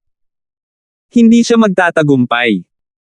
Nakatuon si Francis habang sinimulan niyang i-circulate ang origin energy. Gumawa siya ng dream dimension sa kanyang isipan. Mapanghimasok na panaginip. Habang nakatutok ang kaliwang mata ni Francis sa lalaking nakasuot ng puting damit, nagsimula itong magliwanag ng napakalaking paghila. Naramdaman agad ng lalaking nakasuot ng puting damit na hinihila ang kanyang isipan, at nakita niyang imposibleng makapag-concentrate sa paggamit ng kanyang lihim na sining. Samantala, patuloy na kinain ng Primal Chaos Lock ang kanyang lakas. Kasabay nito ang pag-atake ng Twilight Valley. Ang mga pag-atake ng oras na ginamit niya ay maaaring dumaan sa Primal Chaos Lock at matamaan ang lalaking nakasuot ng puting damit. Kahit na ang kanilang kapangyarihan ay hamina, ito ay mas mahusay kaysa sa wala. Nanginginig at nanginginig ang katawan ng lalaking nakasuot ng puting damit. Sa isang tabi, ang kanyang isip ay hinihila ng intrusive dream ni Francis. Sa kabilang panig, ang Primal Chaos Lock ay unti-unting kinakain ang kanyang kapangyarihan. At sa lahat ng ito, kailangan pa niyang harapin ang mga pag-atake ng Twilight Valley. Dahil sa pressure sa tatlong panig, unti-unting nanghina ang lalaking nakasuot ng puting damit.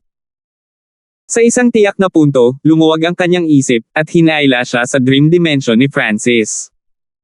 Hanggat ang isa ay nasa kanyang dream dimension, kayang patayin ni Francis kahit isang God King. Boom! Bang! Ang lalaking nakasuot ng puting damit sa loob ng Primal Chaos Lock ay hindi maipaliwanag na sumabog, namamatay kasama ang kanyang kaluluwa. Hindi, Divine Emissary Chang. Gulat na sigaw ni Bing-ing. Hindi niya akalain na ang Divine Emissary Chang, kasama ang kanyang light race bloodline, ay papatayin ni Francis. Pumunta ka. Tumawag si Francis. Kung wala ang tulong ng light race Divine Emissary, hindi sila kayang pigilan ng matinding pinsalang si Bing-ing. Agad na umatras ang mga clone ni Wu Heng at Francis at naghanda na umalis. Ngunit sa sandaling ito, ang buong mundo ay tila nagyelo habang bumababa ang napakalaking presyon. Pagkaraan ng ilang sandali, ang buong mundo ay kinulayan ng pula at nagninangas na apoy na nabuhay. Nasusunog ang lahat, maging ang lupa at hangin. Ang lahat ng mga tao sa loob ng rehiyong ito ay naramdaman din na malapit na silang magliyab. Ang pakiramdam na ito. Hari ng Diyos. Naninigas ang mukha ni Francis. Katatapos lang nilang lutisin ang kanilang kasalukuyang suliranin at aalis na sana, at ngayon ay dumating na ang isang hari ng Diyos. Ito ba ay mga reinforcement mula sa heaven-defying faction? Hindi ito ang tagapagtanggol. Sa di kalayuan, naramdaman din ni Beiming ang nakakapasong enerhiyang ito. Saan ka pupunta sa sobrang pagmamadali? May mahinang tawa. Ilang sandali pa, isang nakangiting elder ang lumitaw sa kanilang harapan, ang kanyang katawan ay nababalot ng walang hangganang apoy habang nakatingin sa kanila. 1519. Sagradong lupain ng Purgatorio, hari ng Diyos na si Charflame. Napaungol si Beiming sa gulat habang nakatitig sa elder na nababalot ng nagninangas na liwanag. Mukhang ang dalawang lord na iyon ang nagulat ng bagay. Nagdilim ang ekspresyon ni Wu Heng. Kung alam niyang magiging ganito ang mga pangyayari, napatay na sana niya ang Diyos na uhaw sa dugo at ang kanyang kasama. Ang Diyos na hari ng Purgatoryong banal na lupain. Bahagyang nakahinga ng maluwag si Francis. Sa kanyang mga mata, ang isang God King of the Heaven-defying faction ay magiging mas malakas kaysa sa isang God King ng isang sacred land. Hanggat ang bagong dating na ito ay hindi isang God King mula sa heaven-defying faction, may pagkakataon pa ring ibalik ang mga bagay-bagay. Tila mayroon lamang oras para dumating ang Diyos Haring Charflame ng banal na lupain ng Purgatorio. Dahil mas marami ang mga ito sa kanya, maaari silang mag-away. Kilala mo ba ang matandang ito? Tumingin si God King Charflame kay Beiming. Wala siyang impresyon sa Third Heaven God Lord na ito na may bloodline ng Heaven Mending Race, ngunit wala siyang pakialam. Pagkatapos ng lahat, siya ang Diyos na hari ng banal na lupain ng Purgatorio at medyo sikat sa sinaunang Desolate Realm of Gods. Beiming, parang matatalo na naman ang Heaven's Legacy Race mo. Sumingit si Francis sa mahalagang sandali na ito. Legacy Race ng langit. Nagulat si God King Charflame, at tinitigan niya ng masama ang Beiming. Ilang taon na ang nakalilipas, ang mga miyembro ng upper echelon ng 25-star na paksayon ay ganap na nabura sa Burning Heaven Sea. Batay sa kanilang pagsisiyasat, napagpasyahan ng sacred land na ito ay may kaugnayan sa Heaven's Legacy Race. Pinandilatan ni Beiming si Francis. Nagkaroon ng pagkakataong makatakas sa mga mata ng Haring Diyos, ngunit ngayong alam na ng Haring Diyos kung sino siya, nagbago ang sitwasyon. Nararamdaman na ngayon ni Beiming ang layunin ng pagpatay ng Haring Diyos na ito. Siyempre, naiintindihan din ni Beiming kung ano ang pinupuntirya ni Francis. Gusto ni Francis na pansamantalang sumama sa kanya si Beiming sa paglaban sa Hari ng Diyos. Mukhang may balak kang lumaban. Natural na masasabi ni God King Charflame na ang grupo ni Francis ay nagplanong lumaban, at ang mga aksyon ni Francis ngayon ay hilahin si Beiming sa kanyang tabi. Whoosh! Lumipad si Beiming papunta sa gilid ni Francis. Ang pagtakas ng mag-isa ay malamang na imposible, kaya maaari lamang siyang sumali sa grupo ni Francis upang labanan ang Hari ng Diyos. Ang henerasyong ito ng mga junior ay talagang isang grupo ng mga walang alam. Mapanuksong bumantong hininga si God King Charflame. Nang matapos niyang sabihin ito, biglang tumaas ang temperatura ng rehiyon habang ang marahas na apoy ay dumidiin patungo sa grupo ni Francis. Sa sandaling ito, ang enerhiya ng anumang iba pang uri ay itinulak palabas. Sa ilalim ng epekto ng perpektong batas ng apoy ni God King Charflame, lahat ng iba pang layunin ay lubos na nasugpo. Tanging ang enerhiya ng primal chaos ni na Francis at Beiming ang nasa medyo mas mabuting kalagayan. Biglang umatake sina Francis at Beiming na nagpakawala ng napakalaking alon ng enerhiya ng primal chaos. Boom! Bang! Ang apoy ay humampas sa hadlang ng enerhiya ng primal chaos na nagdulot ng malalaking alon ng apoy. Sa loob ng defensive barrier, naglunsad sina Wu Heng at Twilight Valley ng sarili nilang pag-atake laban sa God King Charflame. Thwish! Ang Twilight Valley ay nagtipon ng time energy sa isang nasa salat na talim na pumutol sa lahat habang ito ay sumisigaw pasulong. Inactivate ni Wuheng ang kanyang giant god race bloodline, ginamit ang kanyang malawak na pisikal na lakas upang magpaputok ng ilang palad ng fire energy. Naglakas loob ka bang mag-counterattack? Nagulat si God King Charflame. Ang mga taong ito ba ay mga hanggal o sadyang mangmang na maglakas loob na salakayin ng isang hari ng Diyos? Boom! Ang Diyos na haring si Charflame ay nagwagayway ng palad, tinipon ng walang hangganang enerhiya ng apoy sa mundo sa isang malaaraw na globo at pinaputok ito. Napakalakas ng pag-atake. Nagulat si Wuheng. Kung tatanggapin niya ang pag-ataking ito mula sa Diyos na si Haring Charflame, halos tiyak na mapapahamak siya. Boom! Bang! Ang malawak na globo ng araw ay napuno ng apoy. Habang nilalamon nito ang mga pag-atake ng Wuheng at Twilight Valley, lumabo lang ito ng kaunti. Sa harap ng napakalaking pressure na dulot ng globo ng araw, ang Wuheng at Twilight Valley ay namutla at napaatras. Chaos 7 Wave. Primal Chaos Tribulation Lightning Slash. Sina Francis at Beiming ay umatake, nagpakawala ng malalakas na pag-atake ng Primal Chaos na tumama sa nakakapasong Sun Sphere. Boom! Bang! Bumagsak. Nagbanggaan ang dalawang nakakatakot na enerhiya, at sa huli, na-block ang Sun Sphere. Hindi masama. Talagang minamaliit ka ng matandang ito. Napangiti si God King Charflame. Nagdilim ang mukha ni Francis. Mayroong dalawang Third Heaven Godlords na naroroon, at si Francis mismo ay may lakas ng Third Heaven. Bagamat si Wuheng ay nasa tuktok lamang ng Second Heaven, ang kanyang lakas ay nasa hangganan din sa Third Heaven. Ngunit sa sitwasyong ito, halos hindi pa rin nila nalabanan ang isang pag-atake ng isang hari ng Diyos. Noong una ay binalak niyang itulak pabalik ang Diyos na hari at pagkatapos ay tumakas, ngunit ngayon, napagtanto ni Francis na minamaliit niya ang kapangyarihan ng isang hari ng Diyos. Francis, masyado kang walang muwang. Napakakapangyarihan ng mga hari ng Diyos na kahit na magtulungan tayo, malalabanan lang natin siya.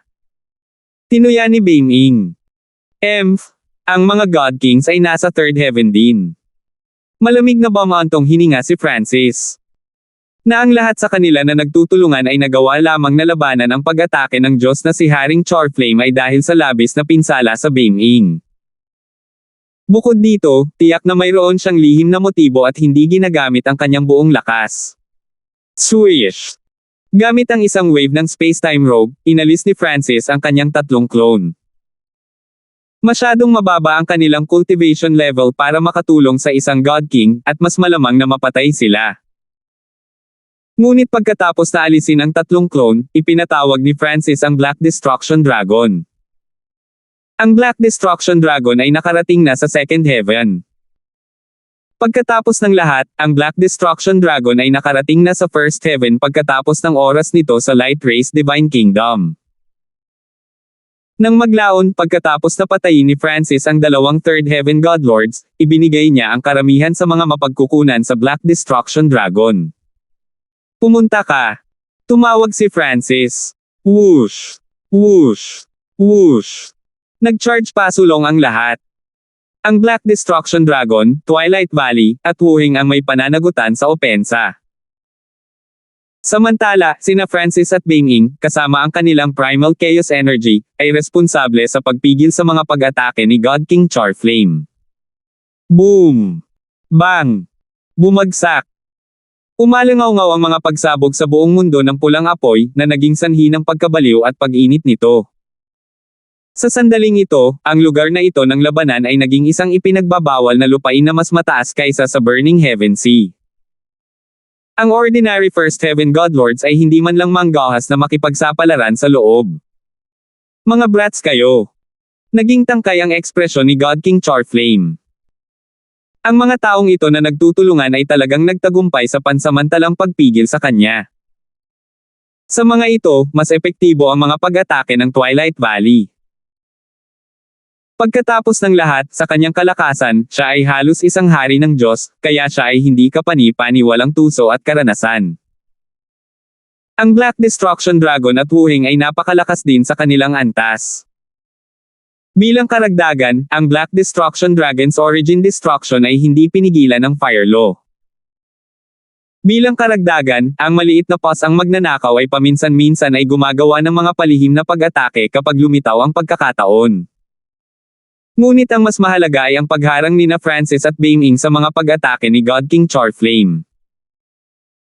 Ang primal chaos energy ni Francis ay kapantay ng Beiming, kaya parang dalawang Third Heaven Godlords ang humahadlang at nagpapahina sa mga pag-atake ni God King Charflame.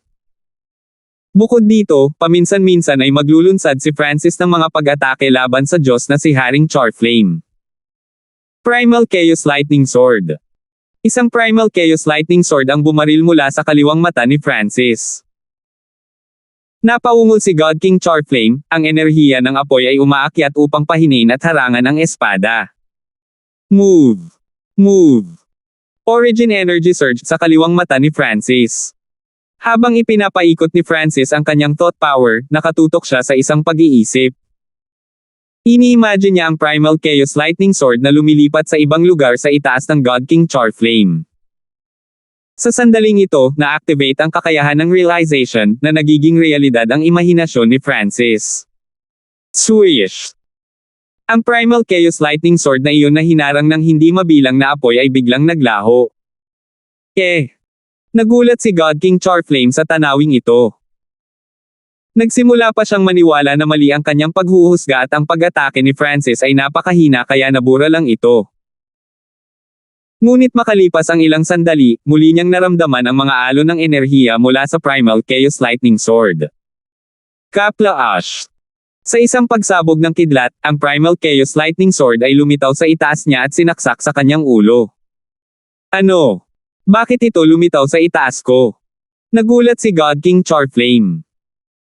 Karaniwang ginagawa ang mga ganoong bagay gamit ang enerhiya ng space law, ngunit hindi siya nakakaramdam ng anumang spatial ripples ngayon lang. Napasigaw si God King Charflame sa sakit habang umiiling. Binigyan niya ng masamang tingin si Francis. Mukhang walang nagawa. Si Francis ay medyo nabigla. Ang kanyang Primal Chaos Lightning Sword ay halos agad na nakapatay ng ordinaryong Second Heavens, at maging ang Third Heaven Beiming ay iginalang ito ng may takot. Ngunit kahit na ang espadang ito ay tumpak na tumama sa ulo ng Diyos na si Haring Charflame, ito ay tila maliit na epekto. Gayunpaman, sa pananaw ni Beiming, ang nagawa ni Francis ngayon ay sapat na kahanga-hanga. Karaniwang hindi narinig para sa isang pangalawang Diyos ng langit na Panginoon na sakta ng isang hari ng Diyos. Kasabay nito, nakakuha ng mas mataas na opinyon si Beiming sa mga kakayahan ng Ninth God Eye. Kahit isang haring Diyos ay hindi nakapansin ng anuman. Dagat ng Purgatorio. Sumigaw si God King Charflame, iniunat ang kanyang mga kamay at pinakawalan ang kanyang perpektong fire law. Ang temperatura ay muling tumaas at ang apoy ay naging mas mabaliw. Isang dugong pulang apoy ang nagsimulang lumaki palabas mula sa Diyos na si Haring Charflame. Si Wu Heng, Twilight Valley, at ang Black Destruction Dragon ay agad na napaatras ng ilang dosenang li ng sumasabog na enerhiyang ito, na nagsusuka ng dugo habang sila ay nakakunot noo. Francis, pinukaw mo ang hari ng Diyos. Sigaw ni Beiming. Malinaw na hindi ginagamit ni God King Charflame ang kanyang buong lakas kanina, ngunit nagbago ang sitwasyon. Paano kung siya ay isang hari ng Diyos? Ang ekspresyon ni Francis ay malupit. Ang isang selyadong enerhiya sa tabi ng kanyang Diyos na altar ay biglang nagsimulang lumipat. Bees. Kumaway ng kamay si Francis, nagpapadala ng maitim na primal chaos na enerhiya na pasulong. Sa sandaling lumitaw ang enerhiyang ito, naabsorb ang bahagi ng enerhiya ng apoy sa rehiyon. Ang enerhiya ng primal chaos na ito ay ang enerhiya na nabuklad ng God King Remnant Will mula sa legacy ground ng Heaven Mending Ray sa katawan ni Francis. Ito ay God King level primal chaos energy. Naalarma si God King Charflame. Ang enerhiya ng primal chaos na antas ng God King na ito ay malinaw na mula sa sinaunang panahon at malinaw na hamina, ngunit ito ay enerhiya pa rin ng primal chaos. Matapos makuha ang enerhiya ng God King Fire, ang lakas nito ay nagsimulang tumaas. Bees. Inipon ni Francis ang enerhiyang ito sa isang Primal Chaos Divine Sword at inihagis ito pasulong. Si God King Charflame ay sineseryoso ang pag-ataking ito, hindi nang ahas na maging pabaya. Kumaway ang kanyang mga palad sa paligid, tinipon niya ang kanyang apoy sa isang nagliliyab na phoenix. Pumutok. Biglang sumigaw si Francis. Kung ang God King Charflame ay inihanda para dito, malamang na kaya niyang harangan itong Primal Chaos Divine Sword. Dahil iyon ang kaso, mas mahusay na magpasabog na lamang ng enerhiya. Boom! Bang! Ang Primal Chaos Divine Sword na papalapit sa God King Charflame ay biglang sumabog. Madilim at baluktot na enerhiya ang nagmula sa putok na nilalamon ang lahat sa paligid. Sa harap ng biglaang pagputok ng enerhiya ng Primal Chaos, ang naglalagablab na phoenix ng God King Charflame ay unti-unting gumuho habang ang enerhiya sa kanyang katawan ay nagulo, na pinilit ang Diyos King Charflame na umatras ng ilang hakbang. Anak, maglakas loob ka.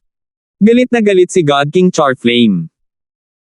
Ang masaktan ng ikalawang langit na Diyos na Panginoon ay isang kahihiyan na dadalhin niya habang buhay. Ngunit nasa kalagitnaan pa lang siya ng kanyang pangungusap nang lumubog ang kanyang ekspresyon. Sa kabilang panig, si Wuhing at ang iba pa ay nagulat na hindi maihahambing. Paano magkakaroon si Francis ng lakas ng God King level Primal Chaos? Gulong-gulo ang isip ni Beiming. Kung ginamit ni Francis ang enerhiyang ito sa simula pa lang, patay na siya. 1520. Paano magkakaroon si Francis ng lakas ng God King level Primal Chaos? Gulong-gulo ang isip ni Beiming. Kung ginamit ni Francis ang enerhiyang ito sa simula pa lang, patay na siya. Ngunit kahit na ganoon, napakahirap pa rin ng grupo ni Francis na itulak pabalik ang Diyos na haring si Charflame. Talagang may limitasyon ang antas ng enerhiya ng hari ng Diyos sa loob ng katawan ni Francis. Sa mahabang panahon, matatalo pa rin sila. Ngunit sa sandaling ito, may naramdaman si Beiming at ngumiti. Ang tagapagtanggol ay narito na sa wakas. Sa di kalayuan, ang Diyos Haring Charflame ay malungkot at tahimik. Hindi tama. Naramdaman ni Francis ang kakaiba sa hangin, at sa parehong oras, ang kanyang kaliwang mata ay kumaibot. Biglang bumagsak ang isang malawak at nanginginig sa langit. Ang rehiyon ay nanginig, at ang grupo ni Francis ay lumubog na parang tinamaan ng napakalaking martilyo. Mag-ingat ka. Tumawag si Francis habang naghahanda na siyang umalis. Ngunit sa sandaling ito, isang kahangahangang matanda ang lumitaw sa likuran nila.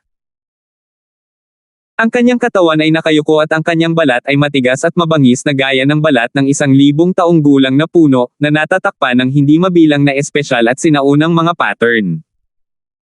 Ito ay walang iba kundi ang tagapagtanggol ng Heaven-defying faction.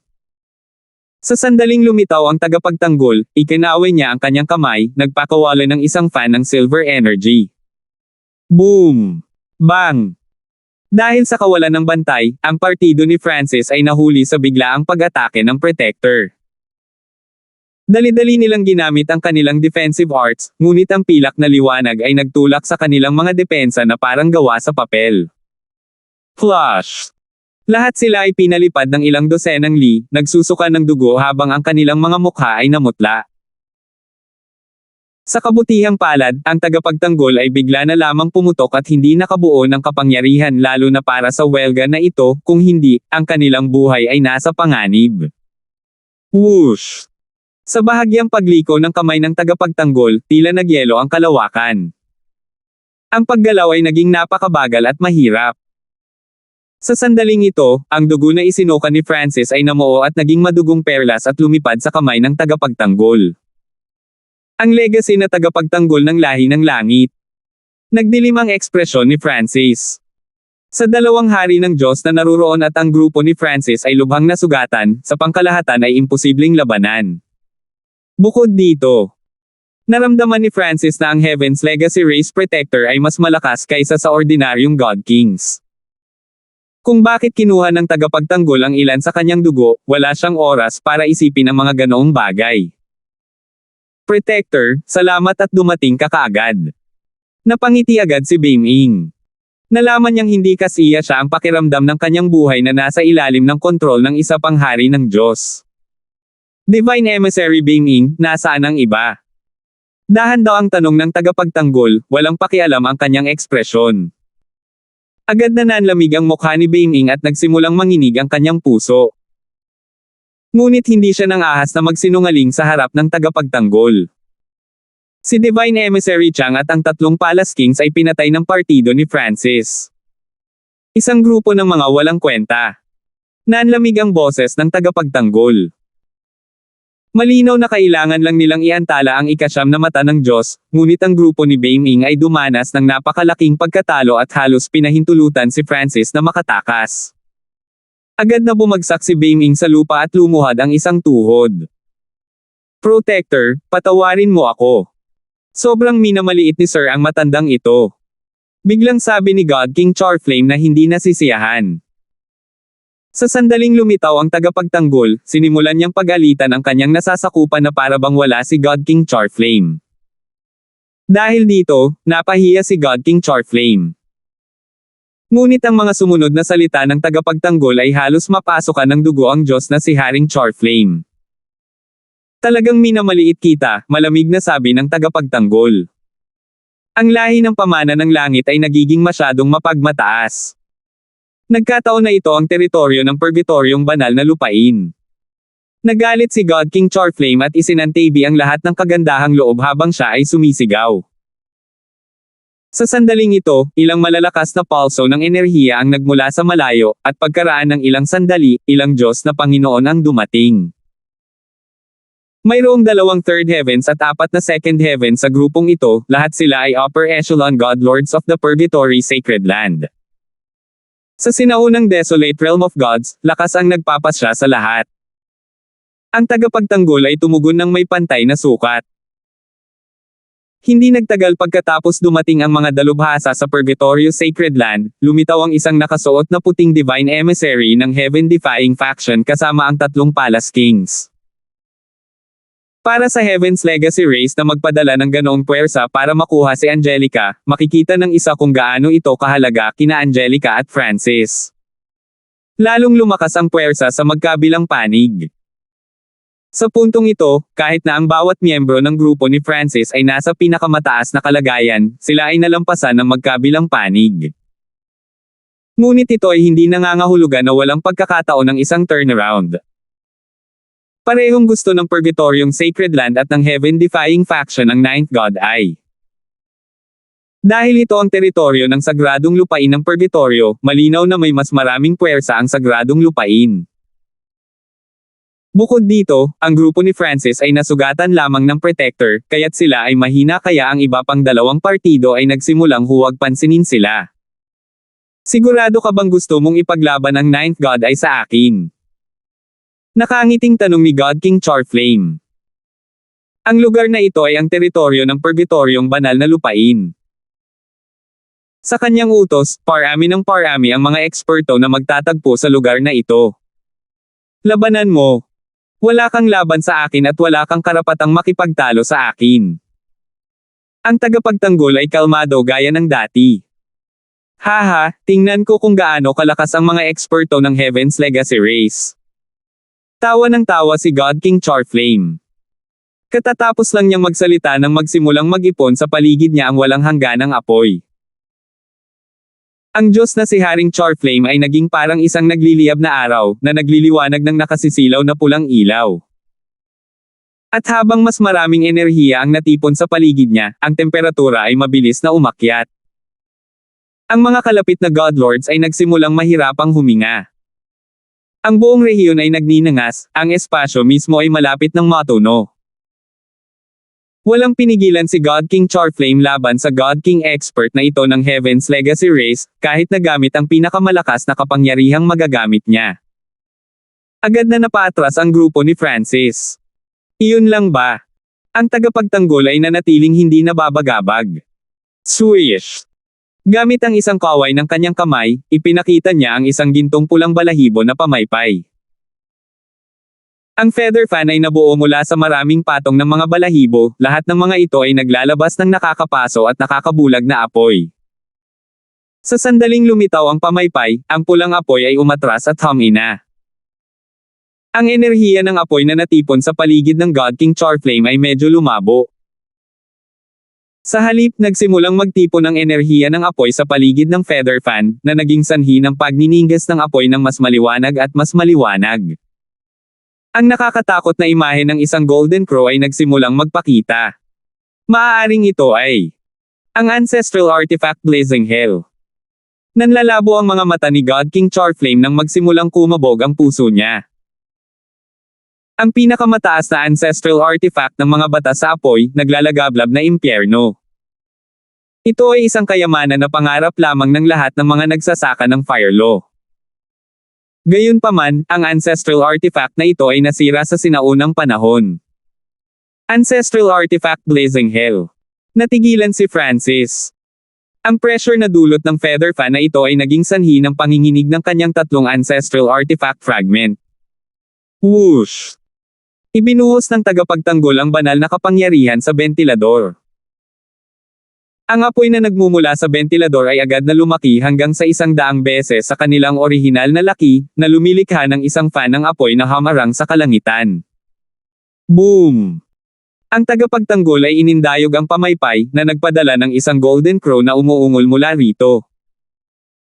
Ang lahat ng apoy sa mundo ay agad na hinaila patungo dito, na nagpapalakas ng lakas nito. Naramdaman ng Diyos na si Haring Charflame na nawalan siya ng kontrol sa rehiyong ito ng mundo, kahit na ang apoy na pinakawalan niya ay humina sa isang tiyak na lawak. Hindi ito maaaring Blazing Hell. Sumigaw si God King Charflame. Swish! Isang gintong pulang balahibo ang lumitaw sa kanyang kamay. Ito ay walang iba kundi isang fragment ng naglalagablab na impyerno. Kinailangan ni God King Charflame na gamitin ang kanyang buong kapangyarihan para harapin ang pag-atake ng Protector. Inactivate niya ang fragment ng ancestral artifact at nagpakawala ng nakakasilaw na pulang araw. Boom! Bang! Ang gintong uwak ay walang pag-iingat na bumagsak sa nakasisilaw na araw, na nagpapadala ng isang bagyo na umaagos sa buong mundo. Umalis! Bilisan mo at umatras! Ang lahat ng mga eksperto bukod sa dalawang hari ng Diyos ay bumagsak. Ilang Second Heaven Godlords na malapit sa God King Charflame ay nabigong umatras sa oras at nasunog.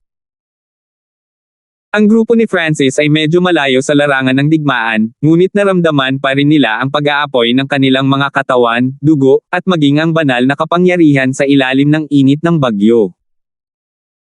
Agad na pinaandar ni Francis ang kanyang kaliwang mata at sumilip sa gitna ng larangan ng digmaan. Ang Golden Crow ay may kalahating bahagi ng mapula dugong araw at nakatungo sa Diyos King Charflame, ngunit ang Golden Crow ay medyo lumabo, malinaw na humina. Red Sun Barrier. Ginamit ni God King Charflame ang kanyang defensive secret art. Ang walang hangganang apoy sa paligid ng kanyang katawan ay natipon sa isang globo ng apoy na nagbabantay sa kanya. Boom! Bang! Sa pagtama ng Golden Crow, ang Diyos na Haring Charflame ay napaatras, isang malinaw na crack. Galing sa kanyang defensive barrier.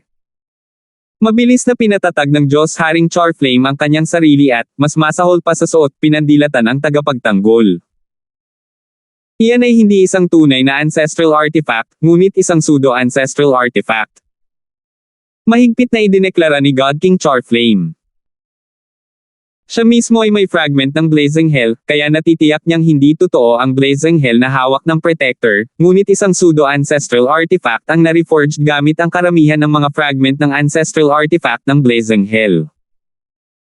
Ang isang hari ng Diyos na may tunay na artifact ng ancestral ay maaaring tawaging isang Diyos. Ang Protector ay malinaw na wala sa antas na ito, ngunit gayunpaman, ang kapangyarihan ng pseudo-ancestral artifact ay napakalapit sa tunay na pakikitungo at hindi ito isang bagay na maaaring labanan ng God King Charflame. Kahit na ang tagapagtanggol ay hindi sanay sa mga batas ng apoy, nagawa pa rin niyang talunin si God King Charflame gamit ang pseudo-ancestral artifact. Kung ang tagapagtanggol ay isang dalubhasa sa isang batas sa apoy, ang Diyos na Haring si Charflame ay nasa mas masahol na kalagayan. Ito ay talagang isang pseudo-ancestral artifact. Ungol ng Twilight Valley. Nagulat si Francis. Napakalakas na enerhiya, ngunit isa pa rin itong pseudo-ancestral artifact. Kasabay nito, naalala niya na ang Diyos Lord Heavenly Solitude, na nagtataglay ng fragment ng Blazing Hell, ay hindi ginamit ito sa kanilang labanan. Maliwanag na ngayon na kinuha ng Heaven's Legacy Race ang lahat ng fragment ng ancestral artifact na mayroon sila at ni-reorg ang mga ito sa pseudo-ancestral artifact na ito. Tama. Tumango ang Protector habang ang pseudo-ancestral artifact ay nawala sa kanyang kamay. Baka sa mukha ni God King Charflame ang pag-aalinlangan. Kahit na hindi ito ang totoong naglalagablab na impyerno, mayroon pa rin siyang matinding pagnanasa para sa pseudo-ancestral artifact. Mas hinahangad niya ang bagay na ito kaysa sa Ninth God Eye.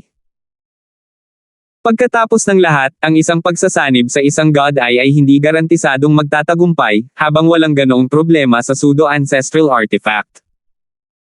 Kapag nakuha na niya ito, maaari na lang niyang pinuhin. Gayunpaman, alam din ni God King Charflame na hindi siya kalaban para sa Protector of the Heaven-defying faction, at walang pagkakataon na makuha niya ang pseudo-ancestral artifact. Dahan-daang umatras si God King Charflame at ang God Lords of the Purgatory Sacred Land.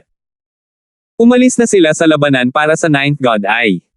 Francis, nagkita tayong muli.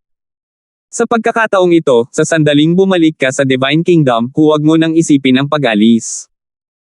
Lumingon ang tagapagtanggol kay Francis at nagbigay ng nakakatakot na ngiti. Salamat po at sinamahan ninyo ako, ingat lagi mga master.